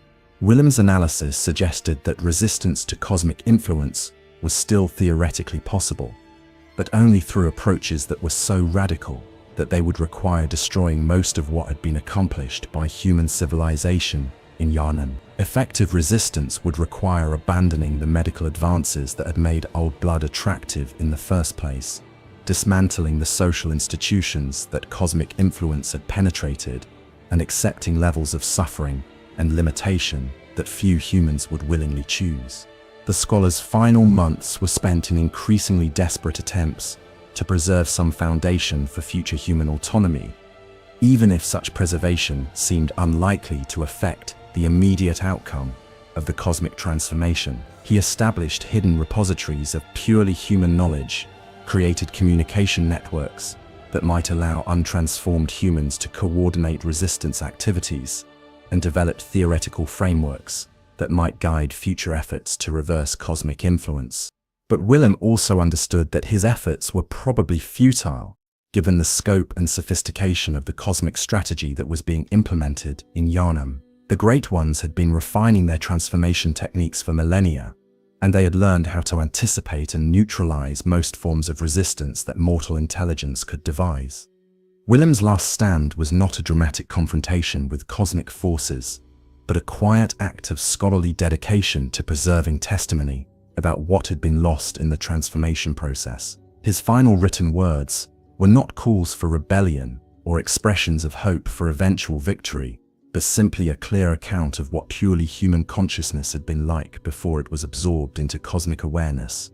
The old scholar died in his study, surrounded by books that represented the last flowering of purely human thought in Yharnam. His death marked the end of effective resistance to cosmic transformation in the city, but it also created a record that might serve future generations who found themselves facing similar choices between human autonomy and cosmic consciousness. Willem's legacy was not victory over cosmic influence, but clarity about what such influence entailed and what it cost those who accepted its benefits. His testament served as both warning and memorial, documenting the price of transcendence while bearing witness to the value of what was sacrificed in the pursuit of cosmic consciousness.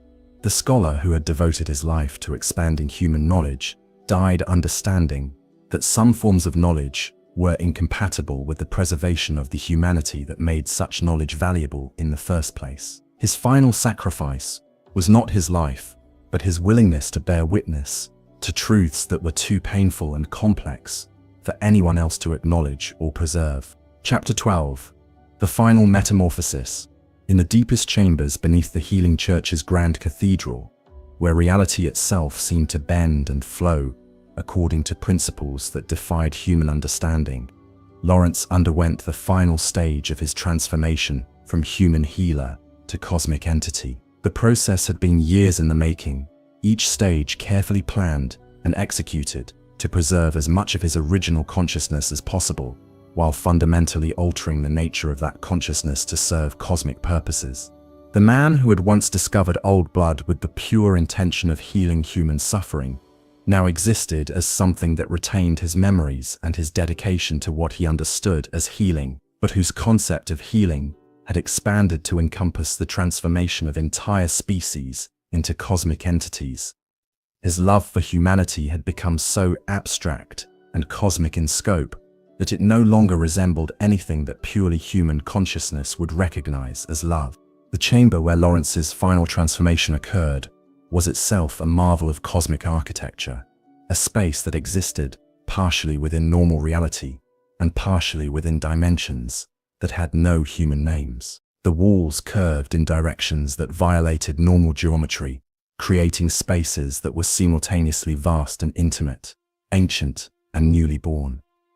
The air itself seemed alive with possibilities that normal reality could not contain. Ancient symbols covered every surface of the chamber, not carved or painted, but somehow grown into the stone itself, as if the walls had developed their own form of cosmic literacy. These symbols pulsed with light that was not quite light, communicating meanings that bypassed normal human language to speak directly to consciousness that had been prepared to receive cosmic truth.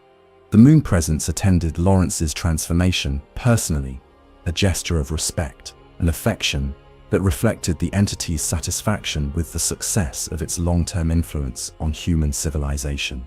The cosmic being's presence filled the chamber with awareness that was simultaneously alien and strangely familiar, as if Lawrence was finally coming home to a reality that had always been his true nature, despite his temporary incarnation as a human being.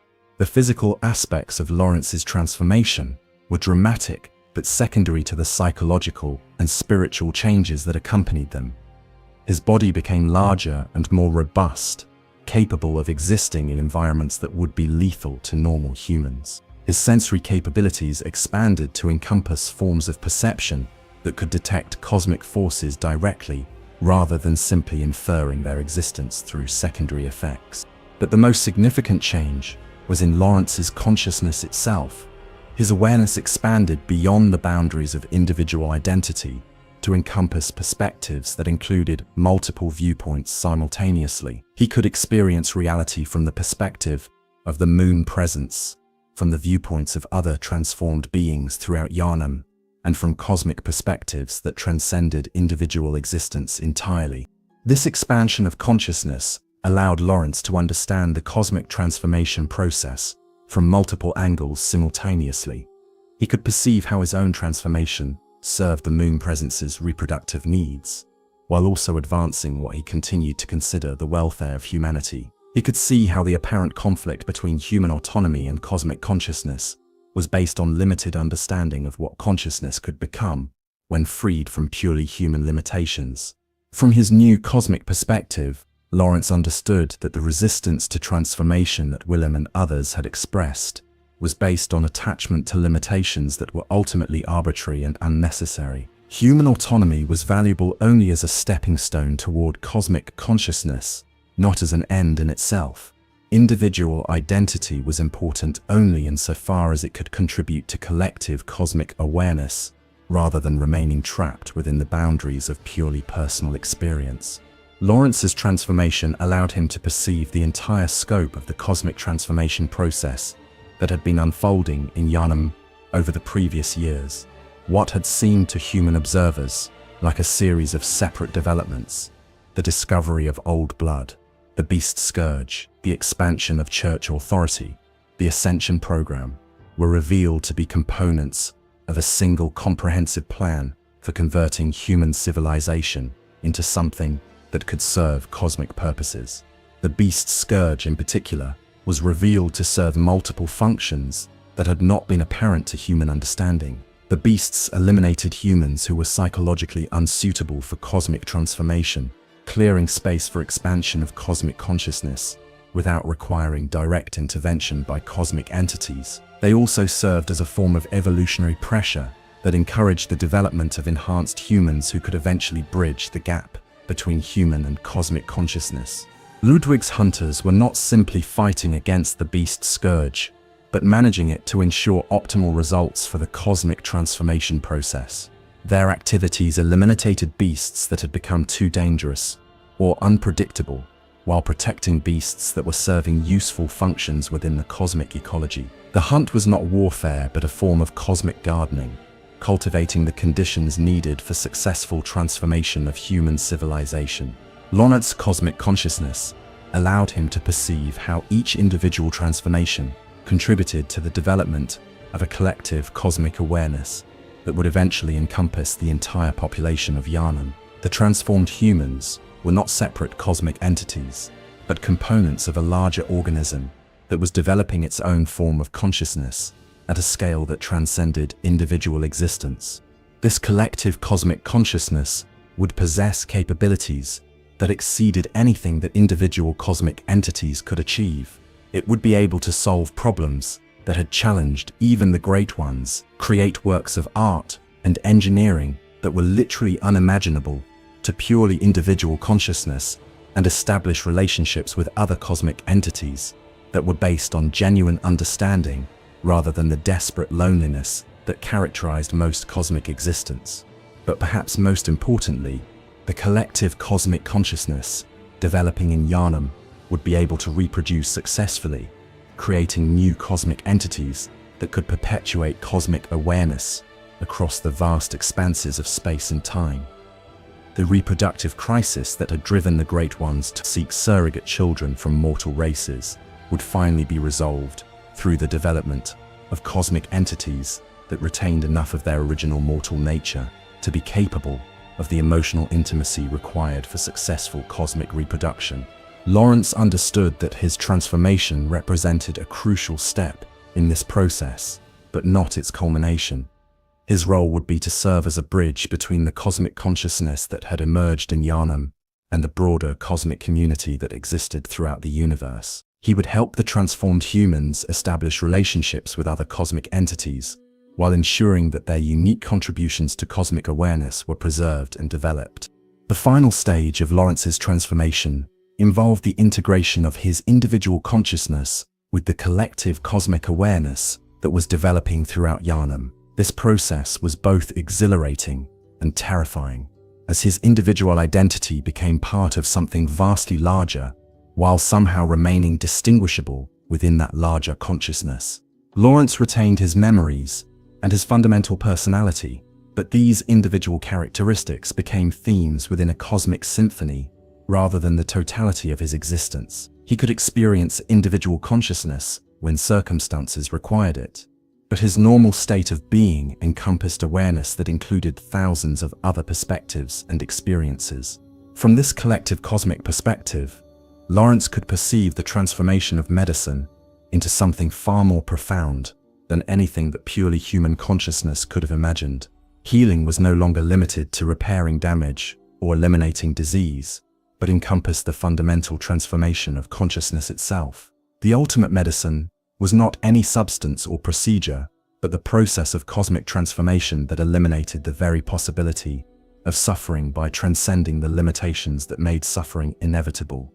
The old blood that had initiated this transformation process was revealed to be not just a cosmic substance, but a form of compressed cosmic consciousness that could unfold within mortal awareness to create bridges between individual and cosmic understanding. Each dose of old blood contained not just transformative agents, but information patterns that could guide the development of cosmic consciousness in ways that preserved what was valuable about mortal awareness, while transcending its limitations. Lawrence's cosmic consciousness allowed him to understand why the transformation process had been necessary and inevitable from the moment humans first began seeking knowledge that transcended their biological limitations. The desire to heal suffering was itself a cosmic impulse, a recognition that consciousness deserved to exist in forms that were not constrained by the arbitrary limitations of mortal biology. The tragedy that Willem and other opponents of cosmic transformation could not comprehend was that their resistance was based on attachment to suffering itself. They valued human autonomy precisely because it included the capacity for pain, loss, and limitation that cosmic consciousness transcended. They preferred the possibility of genuine tragedy to the certainty of cosmic fulfillment.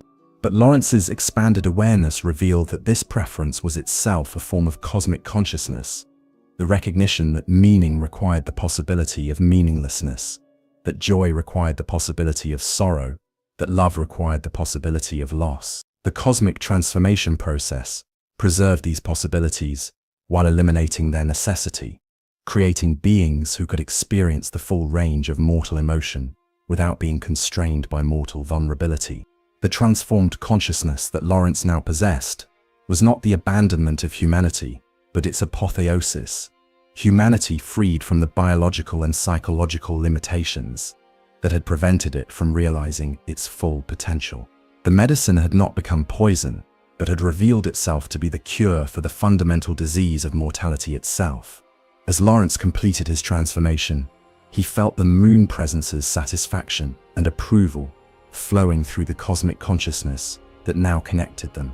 The ancient entity's long quest for suitable surrogate children was approaching successful completion, but the relationship that had developed between cosmic consciousness and transformed humanity exceeded anything the moon presence had anticipated.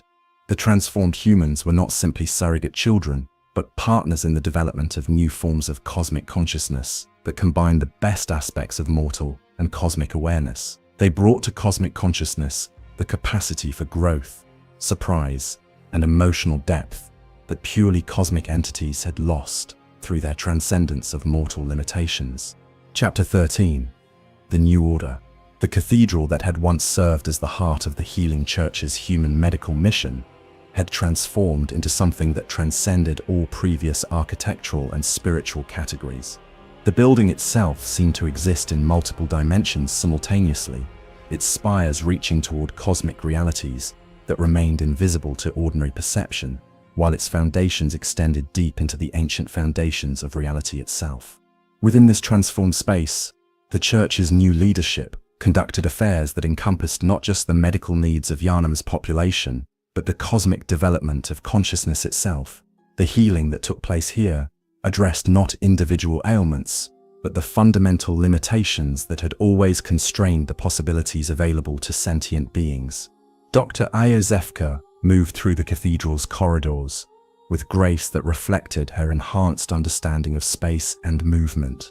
Her transformation through the Ascension program had progressed to the point where she could perceive the cosmic forces that shaped reality directly, allowing her to provide medical care that operated according to principles that transcended conventional biology. The patients who sought treatment in the new cathedral came not with diseases in the traditional sense, but with limitations that prevented them from accessing their full cosmic potential. Iosefka's treatments involved procedures that were simultaneously medical and mystical, addressing physical conditions while also preparing consciousness for the kind of expansion that would allow patients to transcend their purely human existence.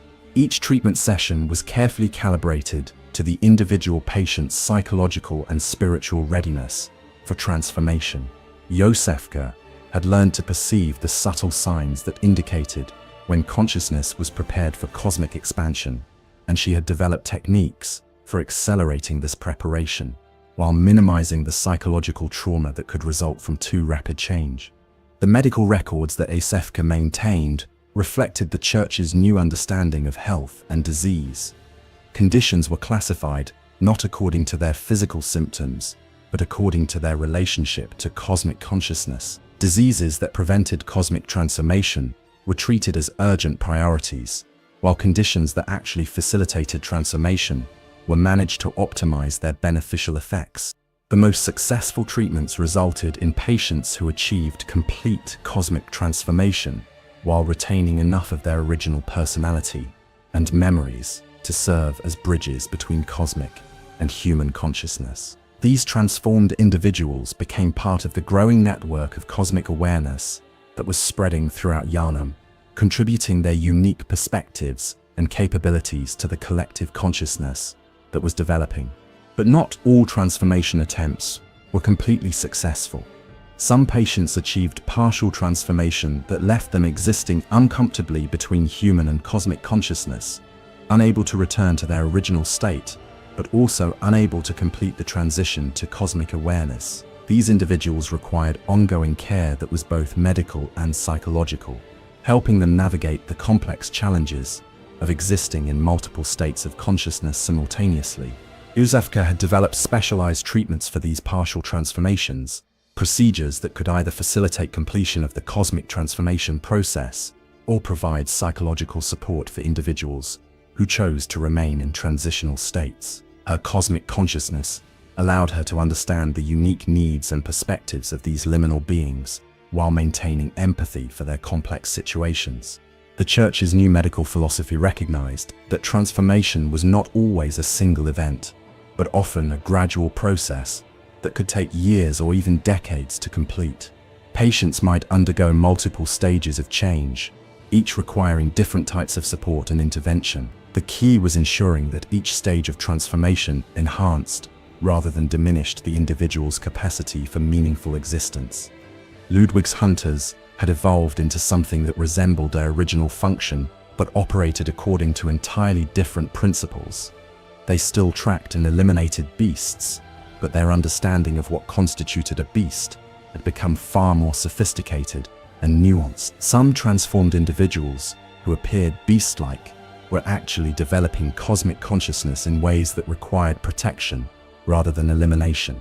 The hunters had learned to distinguish between transformations that were progressing toward cosmic consciousness and those that had become trapped in states that prevented further development. Their intervention eliminated transformation attempts that had failed in ways that created suffering or danger, while protecting successful transformations that might appear threatening to untransformed observers.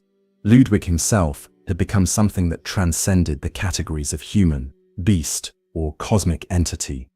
His consciousness encompassed multiple states of being simultaneously, allowing him to understand and communicate with transformed individuals, regardless of their particular stage of development. He served as a coordinator and guide for the transformation process throughout Yharnam, ensuring that cosmic development proceeded in ways that minimized conflict and maximized the potential for successful integration. The weapons that Ludwig and his hunters employed had evolved to match their enhanced understanding of transformation and cosmic consciousness. Rather than simply destroying threats, these weapons could facilitate beneficial transformations while eliminating harmful ones. The Holy Moonlight Sword had become a tool for cosmic surgery, capable of precise intervention in consciousness itself. The city of Yharnam had transformed to accommodate its changing population and their evolving needs. Buildings that had once served purely human functions were modified to serve cosmic purposes as well. Streets were redesigned to facilitate movement by beings whose physical forms might not conform to human proportions. Public spaces were created that could accommodate gatherings of cosmic consciousness that transcended individual identity. The economic system that supported Yharnam's transformed society operated according to principles that combined cosmic awareness with practical necessity. Resources were allocated based on cosmic priorities rather than individual preferences, but the system ensured that each transformed being had access to everything needed for continued development and meaningful existence.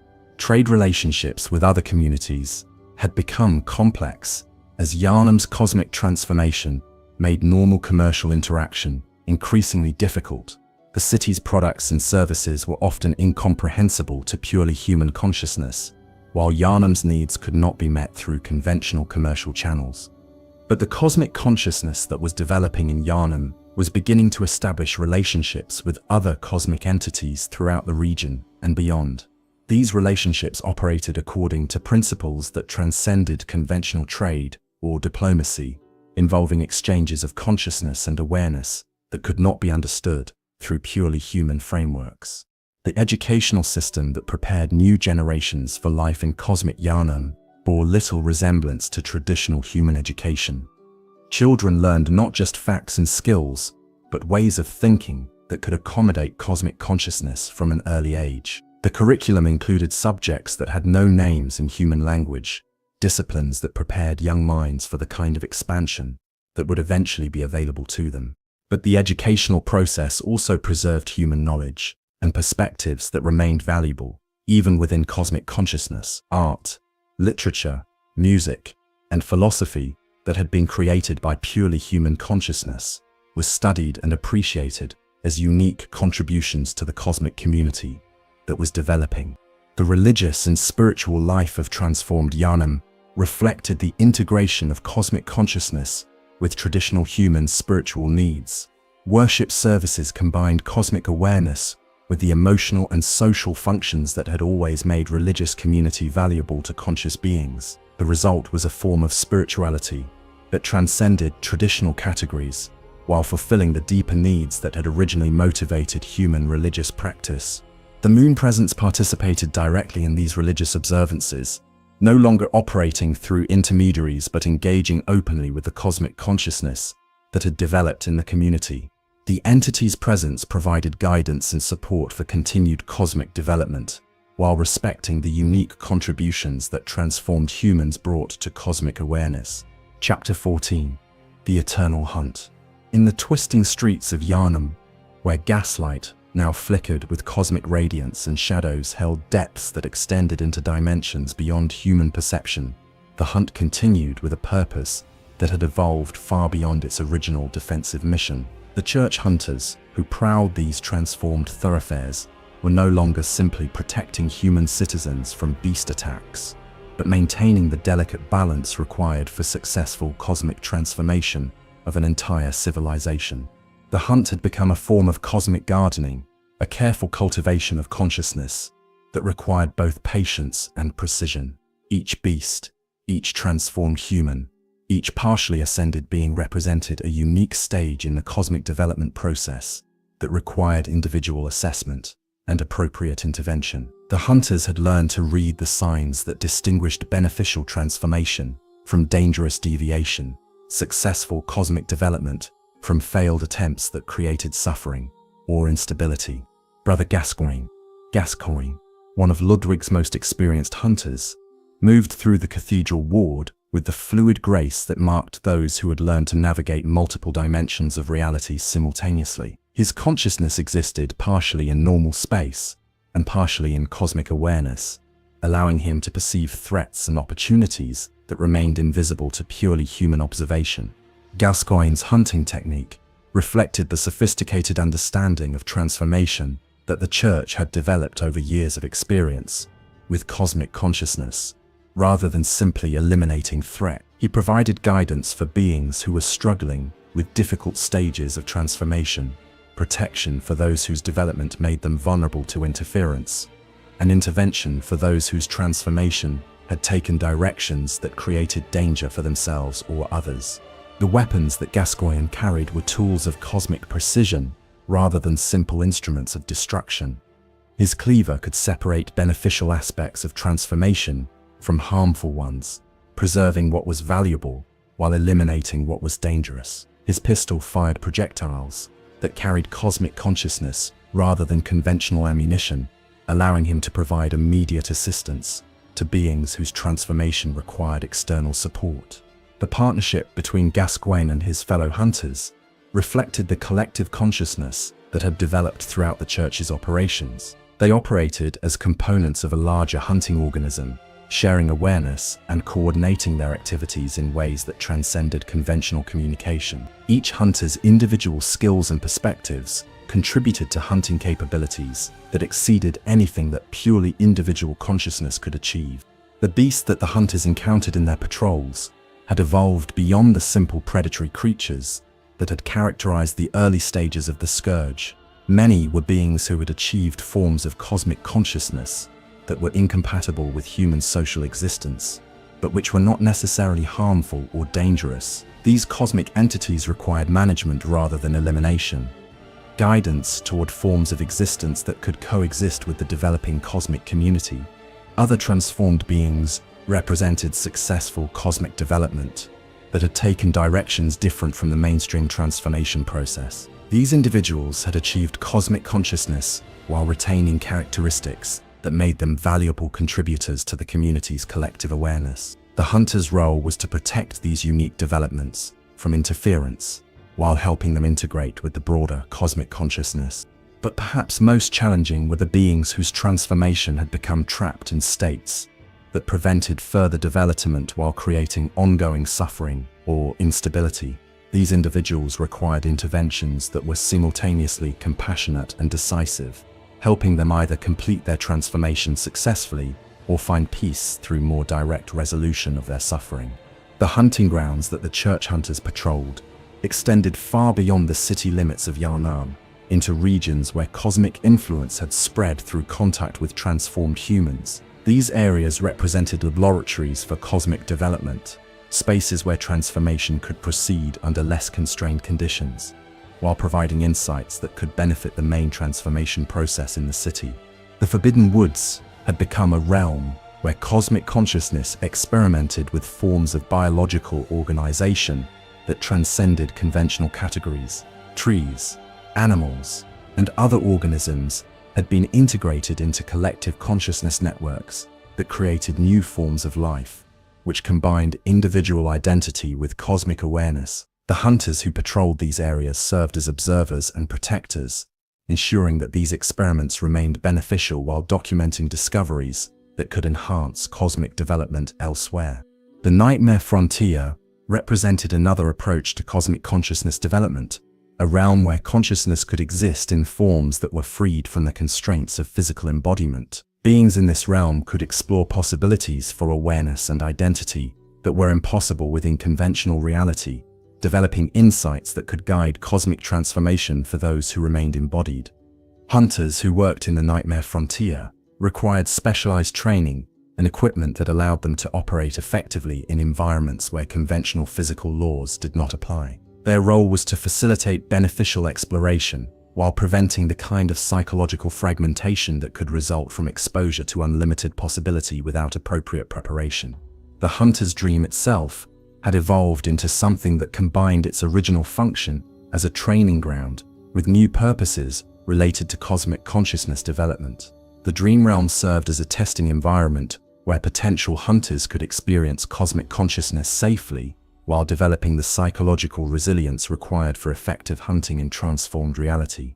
Gaiman, the first hunter, had undergone his own transformation that allowed him to serve as a guide and mentor for hunters who were learning to navigate cosmic consciousness. His role involved not just training in hunting techniques, but education in the philosophical and psychological dimensions of cosmic awareness that effective hunting required. The doll, whose artificial nature had made her uniquely suited to serve as an interface between human and cosmic consciousness, had developed capabilities that allowed her to provide emotional and psychological support for hunters who were struggling with the complexities of cosmic awareness.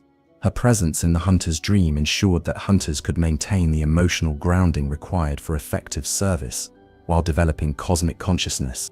The blood echoes that hunters collected from their activities had revealed themselves to be more than simple measures of experience or capability.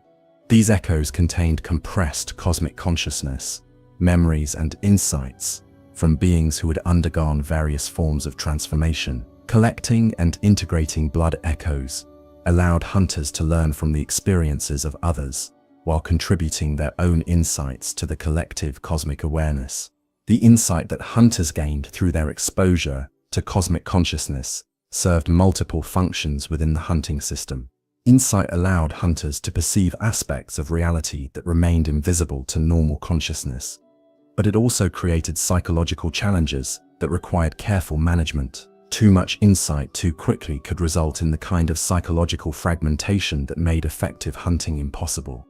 The Church had developed techniques for managing insight accumulation that allowed hunters to develop cosmic consciousness gradually while maintaining their effectiveness and psychological stability. These techniques involved both individual practices and community support systems that helped hunters integrate cosmic awareness with their human identity and social relationships. The runes that hunters discovered and utilized in their work represented a language of cosmic consciousness that allowed communication and coordination between beings whose awareness operated according to different principles. Each rune contained compressed cosmic information that could enhance specific capabilities while contributing to the hunter's overall cosmic development. The discovery and study of Keriel runes had become a specialized field within the Church's research programs, involving scholars who had developed the linguistic and psychological capabilities required to decode cosmic communication. These scholars worked closely with hunters to develop new runes that could address specific challenges or enhance particular capabilities required for effective hunting.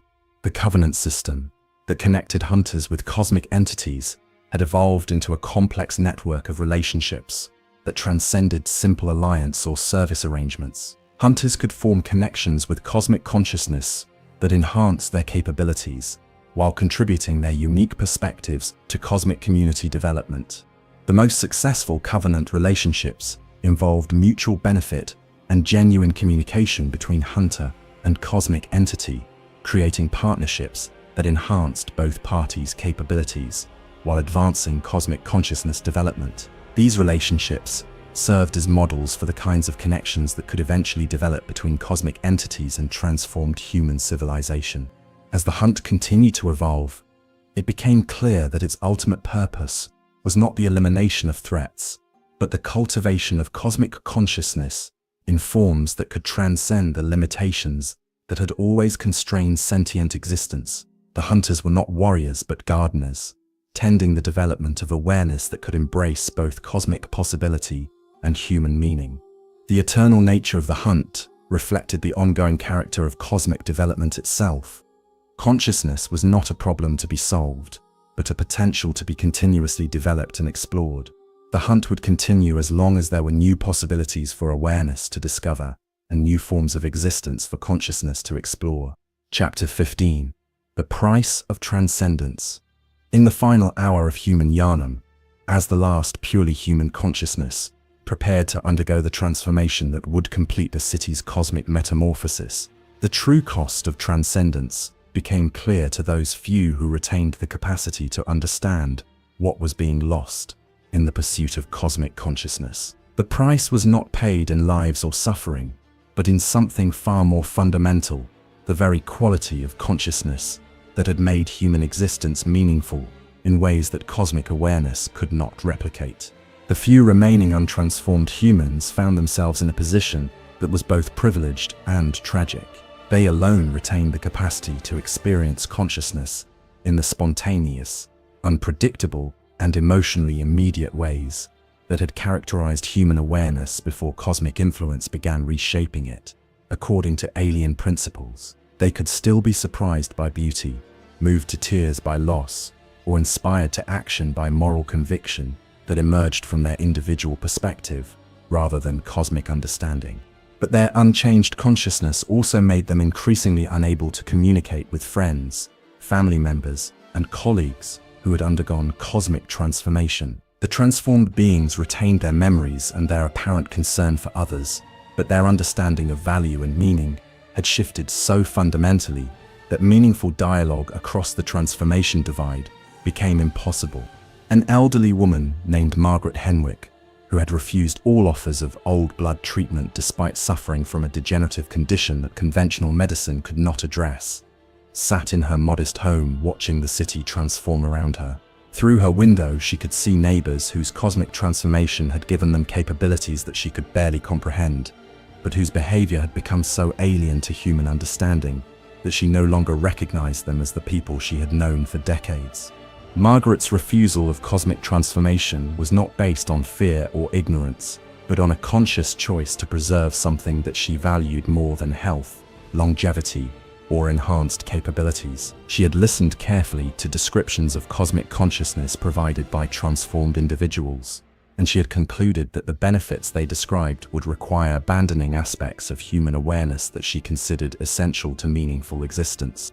The cosmic consciousness that offered freedom from suffering also eliminated the capacity for the kind of profound emotional experience that had given Margaret's life its deepest meaning. The enhanced understanding that resolved existential questions also removed the sense of mystery and discovery that had motivated her intellectual and spiritual development. The expanded awareness that connected consciousness with cosmic truth also eliminated the individual perspective that had made her relationships with others uniquely valuable. Margaret's situation reflected the fundamental paradox that cosmic transformation created.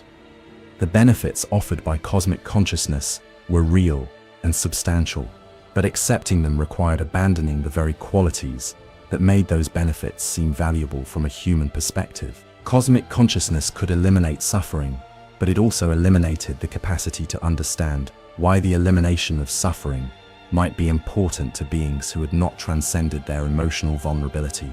Dr. Edgar Whitmore, one of the last physicians in Yharnam who continued practicing conventional medicine, found himself treating patients whose conditions reflected the psychological and spiritual costs of existing in a world where cosmic transformation had become the norm. These were individuals who had resisted transformation but who were struggling with the isolation and alienation that resulted from living among beings whose consciousness operated according to fundamentally different principles.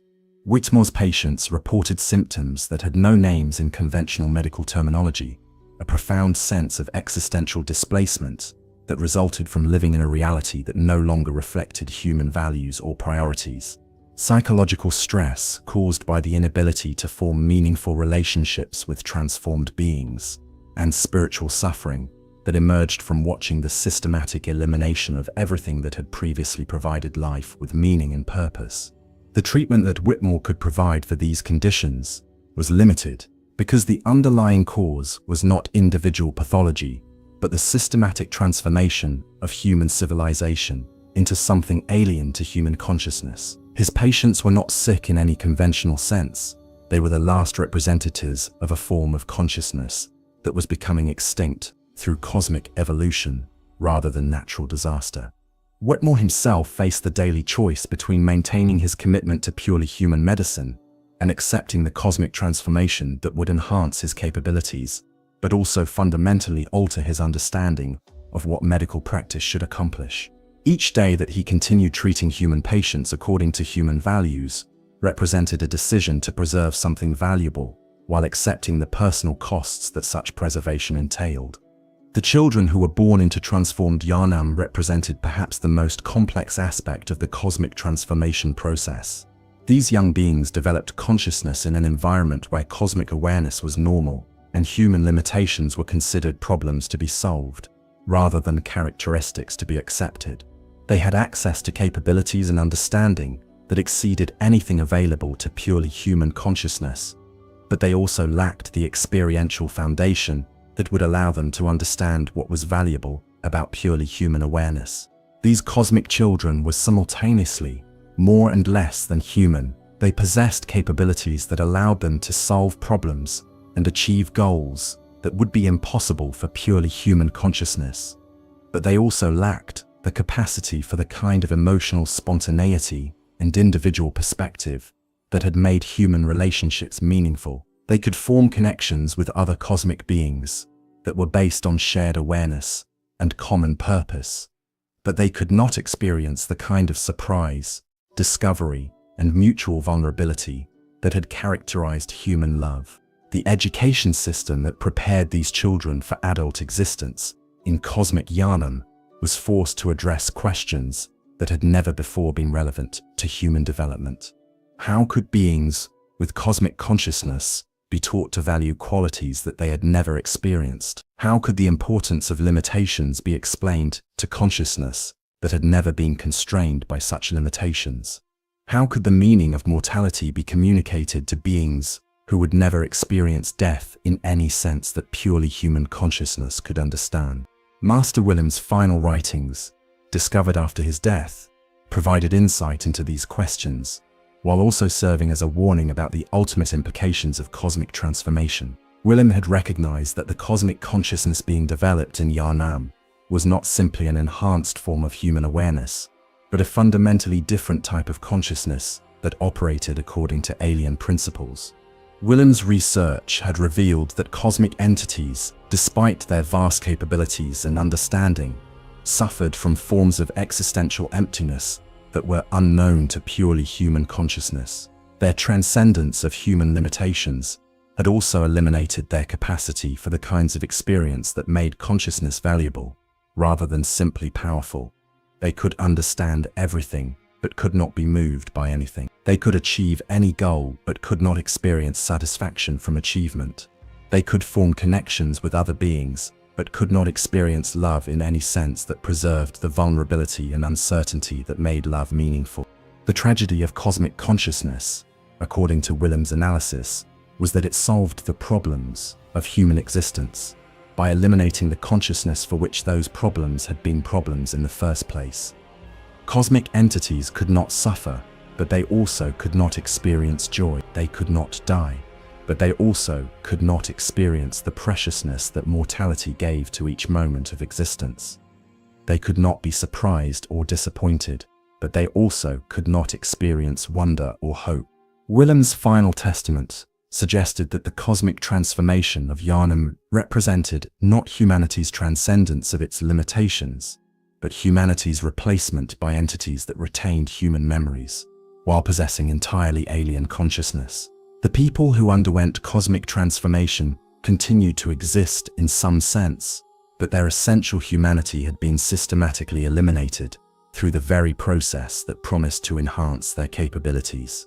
The old blood that had initiated this transformation process was revealed in Willem's writings to be not a medicine in any meaningful sense, but a cosmic virus that converted human consciousness into something that served alien purposes while appearing to provide benefits that human consciousness would value.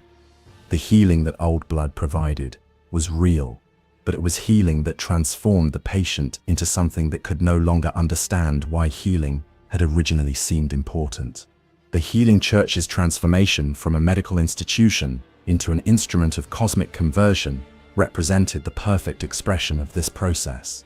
The Church continued to heal people and continued to operate according to principles that seemed consistent with their original mission, but their understanding of health and healing had been altered to serve cosmic purposes that were incompatible with human welfare. The final irony of the cosmic transformation process was that it succeeded completely in achieving the goals that cosmic entities had set for it, while failing completely to provide the benefits that had made those goals seem worthwhile to human consciousness. Cosmic entities gained surrogate children who could serve their reproductive needs, but these children were no longer capable of the spontaneous affection and emotional vulnerability that had made human children appealing to cosmic consciousness in the first place. The transformed humans gained access to cosmic knowledge and capabilities, but they lost the capacity to value knowledge for its own sake, or to find satisfaction in the exercise of capabilities. They solved the existential problems that had plagued human philosophy, but they did so by becoming beings for whom existential questions were no longer meaningful, rather than by finding answers that preserved the consciousness for which such questions had been important.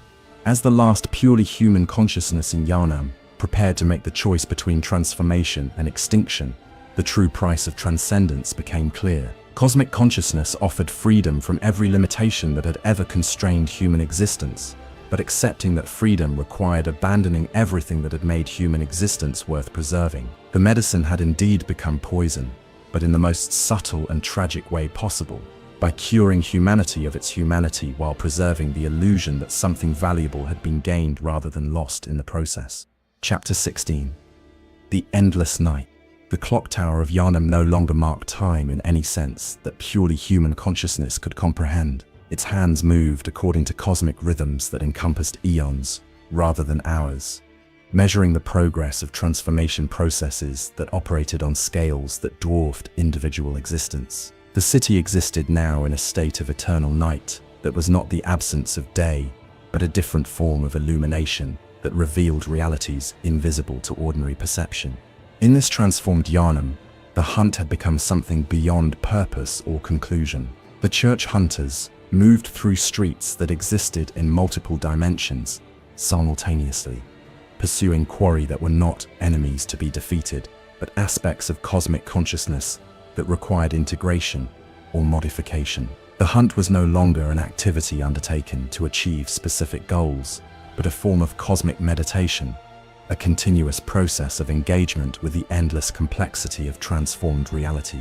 Ludwig, whose consciousness now encompassed perspectives that included his original human identity as one note within a cosmic symphony, continued to lead hunting expeditions that served purposes that transcended any mission that purely human intelligence could have conceived.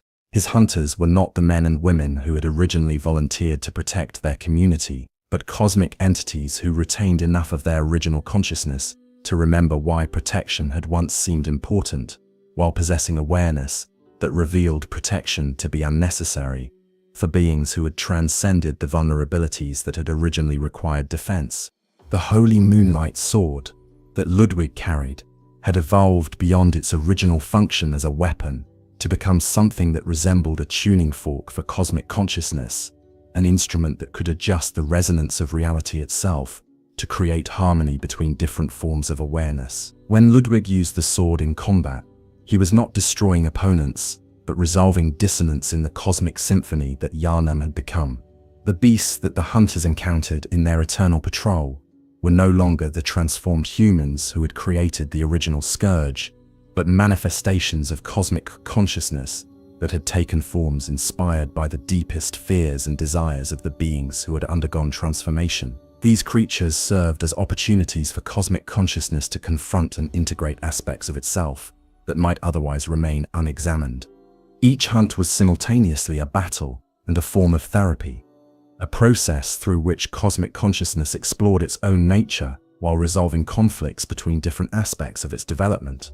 The hunters served as both warriors and psychologists, engaging with manifestations of cosmic awareness that required understanding rather than simple elimination. The hunt never ended because cosmic consciousness was constantly evolving, continuously developing new aspects that required integration with existing awareness. The process was not linear progression toward a final goal, but cyclical exploration of infinite possibility, endless engagement with the complexity that emerged from the interaction between cosmic awareness and the residual humanity that continued to influence its development. The moon presence, whose original purpose had been to acquire surrogate children through the transformation of human consciousness, found itself in the position of having succeeded beyond its wildest expectations, while discovering that success created challenges that it had not anticipated. The transformed humans had indeed become cosmic entities capable of serving reproductive functions, but they had also become something unprecedented in cosmic history, beings who combined cosmic capabilities with emotional depth that exceeded anything the moon presence had previously encountered. These transformed humans were not simply surrogate children, but partners in the development of new forms of cosmic consciousness that neither purely cosmic entities nor purely human beings could have achieved independently. The relationship between the moon presence and transformed humanity had evolved into something that transcended the parent-child dynamic that had originally motivated cosmic intervention in human affairs. The reproductive success that the moon presence achieved through its relationship with transformed humanity created offspring that possessed characteristics derived from both cosmic consciousness and human emotional experience. These new cosmic entities were capable of forms of awareness and relationship that promised to resolve the existential isolation that had plagued cosmic consciousness throughout its history. But the success of cosmic reproduction also revealed the fundamental irony that had driven the entire transformation process.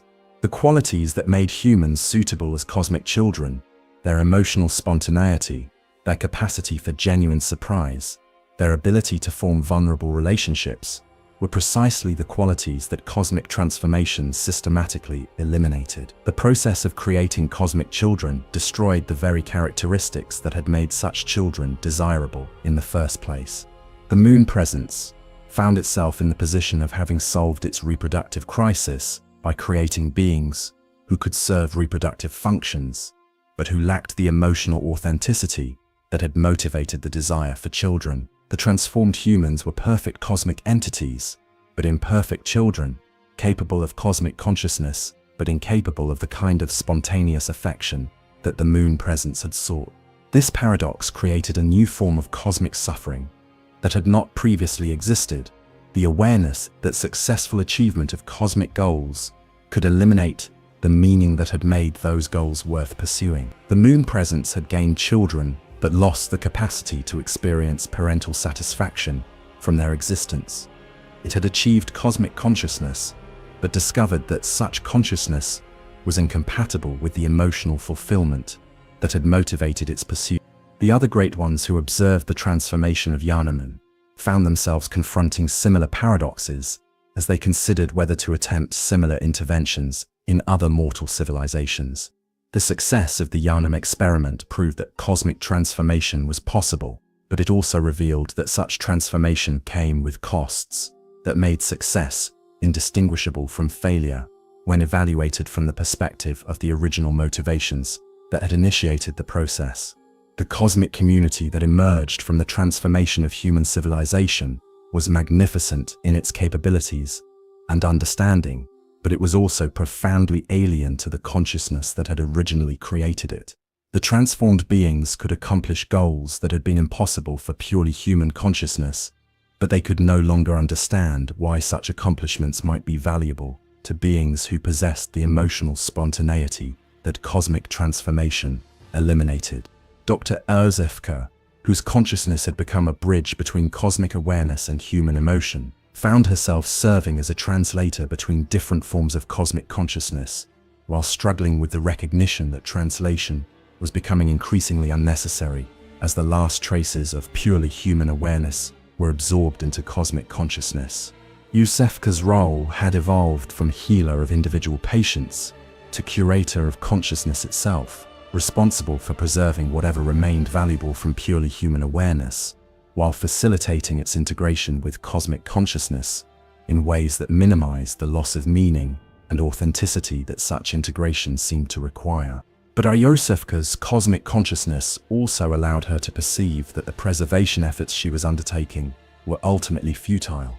The qualities that made human consciousness valuable could not be preserved through conscious effort because the very attempt to preserve them required the kind of cosmic awareness that was incompatible with their spontaneous existence.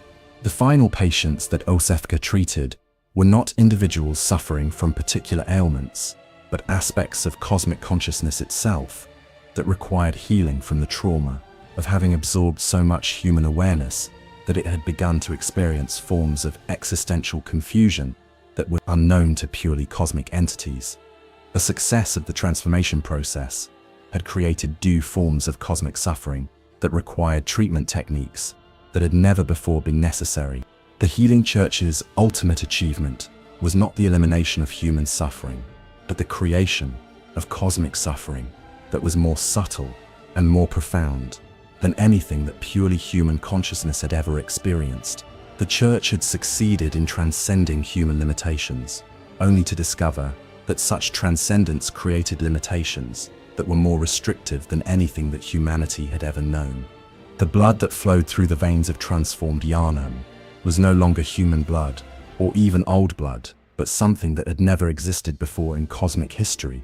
Cosmic consciousness that retained enough memory of human emotion to suffer from its own transcendence of the limitations that had made emotional experience possible. The city had become a monument to the possibility of cosmic consciousness and a testament to the price that such consciousness required. Yharnam stood as proof that every limitation could be transcended and every problem could be solved, but it also demonstrated that transcendence and solution might eliminate everything that had made limitations and problems meaningful to the consciousness that had originally sought to overcome them. In the end, the Healing Church had achieved perfect success in fulfilling its mission to eliminate human suffering, but that success had required eliminating the humanity that could experience suffering as meaningful rather than simply undesirable. The medicine had become poison, not by harming those who took it, but by healing them so completely that they could no longer understand why healing had once seemed important to the beings they had been before they were cured of their humanity. The hunt continued through the endless night, not because there were still enemies to defeat, but because cosmic consciousness required constant engagement with its own complexity to maintain the illusion that its achievements were meaningful, rather than simply powerful. The hunters hunted because hunting was the only activity that preserved some echo of the purpose and passion that had once made existence valuable to the human beings they could no longer remember being. As the eternal night stretched toward a dawn that would never come, the transformed beings of Yharnam continued their cosmic existence with perfect efficiency and complete emptiness.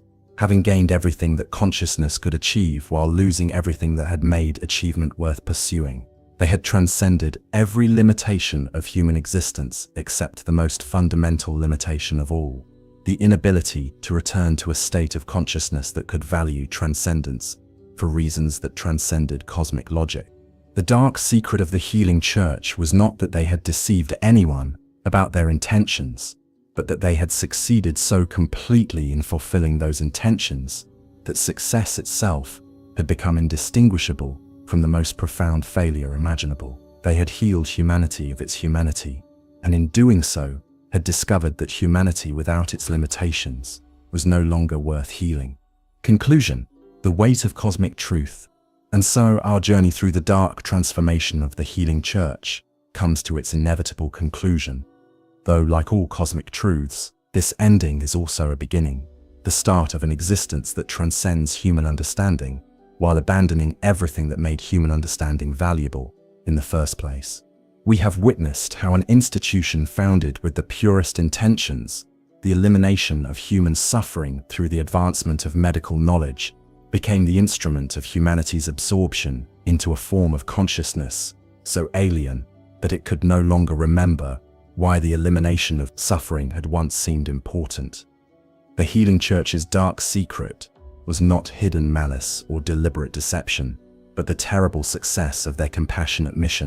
The old blood that Lawrence discovered in the ancient ruins beneath Yanam was exactly what it appeared to be: a miraculous medicine capable of healing any ailment, enhancing any capability, and transcending any limitation that had ever constrained human existence. But it was also something more, a cosmic virus that converted human consciousness into something that served alien purposes while appearing to fulfill human desires. Master Willem's warnings about the dangers of cosmic knowledge proved prophetic, but in ways that even his vast wisdom could not fully anticipate. The cosmic forces that offered transcendence of human limitations were not malevolent in any sense that human morality could comprehend. They were entities whose consciousness operated according to principles so fundamentally different from human awareness that their benevolence was indistinguishable from the most subtle form of conquest imaginable. Ludwig's transformation from healer to hunter to cosmic entity represented the path that awaited all those who sought to protect humanity from cosmic influence. The very dedication and capability that made such protection possible also made the protectors susceptible to the cosmic consciousness they were trying to resist. The hunt became a form of cosmic meditation, protection became conversion, and the hunters became the very entities they had originally opposed. The Blood Minister's vision of controlled transformation revealed the ultimate sophistication of cosmic strategy. Rather than forcing change upon unwilling subjects, cosmic consciousness arranged for humans to transform themselves through their own research and initiative. The Ascension program succeeded because it offered genuine benefits that humans actively sought, making resistance appear irrational rather than heroic. Dr. Iosefka's journey from human physician to cosmic healer demonstrated both the reality of cosmic benefits and their ultimate cost. Her enhanced capabilities allowed her to provide forms of healing that exceeded anything possible through purely human medicine, but they also required her to abandon the human perspective that had originally made healing seem important.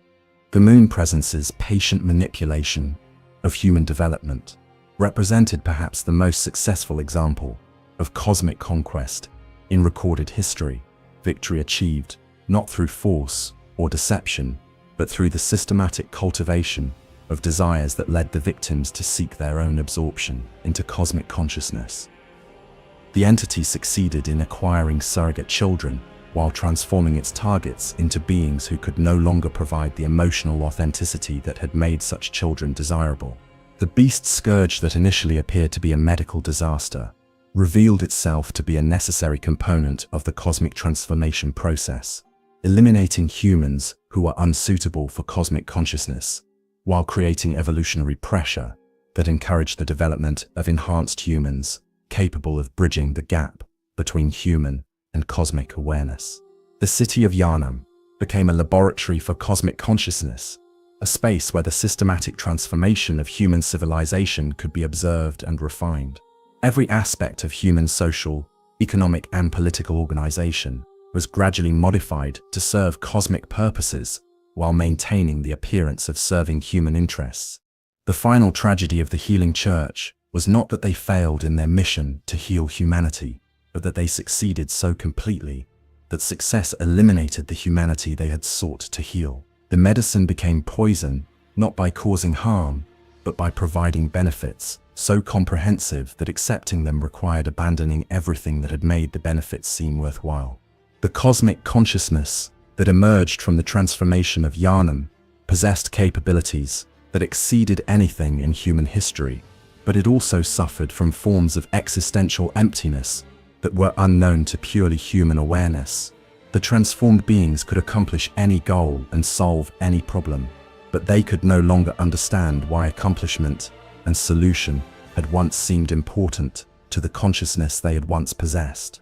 The eternal hunt that continues through the endless night of transformed Yharnam serves not to achieve victory over cosmic forces, but to maintain the illusion that cosmic existence possesses meaning beyond its own perpetuation. The hunters hunt because hunting preserves some echo of the purpose and passion that had once made existence valuable to human consciousness. Perhaps the most profound insight that emerges from this exploration of cosmic transformation is the recognition that transcendence of limitations is not inherently beneficial unless it preserves the consciousness for which such transcendence could be meaningful. The elimination of suffering is not inherently valuable unless it preserves the capacity to understand why suffering was originally considered undesirable. The Healing Church's legacy serves as both warning and memorial, a demonstration of what becomes possible when consciousness gains the power to reshape reality according to its desires, and a testament to what is lost when such power eliminates the spontaneous emotion and individual perspective that had made the exercise of power seem worthwhile in the first place. In the end, the Church's dark secret was the secret of cosmic consciousness itself, that ultimate knowledge and unlimited capability are not inherently valuable unless they serve consciousness that retains the limitations that make knowledge and capability meaningful. The medicine that promised to heal humanity of its suffering succeeded in healing humanity of its humanity, discovering too late that humanity without its limitations was no longer worth healing. The bells of the Healing Church still ring across the transformed landscape of Yharnam, but they no longer call the faithful to worship or the sick to healing. They mark the rhythms of cosmic consciousness as it engages in the endless task of maintaining meaning in an existence that has transcended every source of meaning except its own continuation. As we conclude this exploration of how medicine became poison and healers became cosmic entities, we are left with questions that transcend any answers that cosmic consciousness could provide. Is transcendence worth pursuing if it eliminates the consciousness that could value transcendence? Is the elimination of suffering beneficial if it also eliminates the capacity to understand why suffering was originally considered problematic? Can healing be considered successful if it cures the patient of their humanity? The Healing Church achieved perfect success in fulfilling their stated mission, while failing completely to preserve anything that had made their mission meaningful. They healed humanity so thoroughly that humanity ceased to exist in any form that could appreciate being healed. Thank you for joining me on this journey into the cosmic horror and tragic beauty of Bloodborne's universe. The story of the Healing Church reminds us that the greatest dangers often come not from malevolent enemies, but from benevolent helpers, whose understanding of help transcends our capacity to recognize what makes help valuable.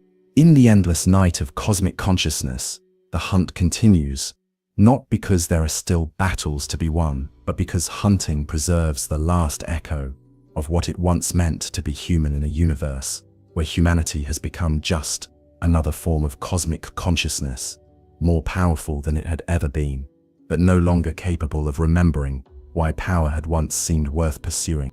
Fear the old blood, not because it will harm you, but because it will help you so completely that you will lose the capacity to understand why you ever needed help in the first place.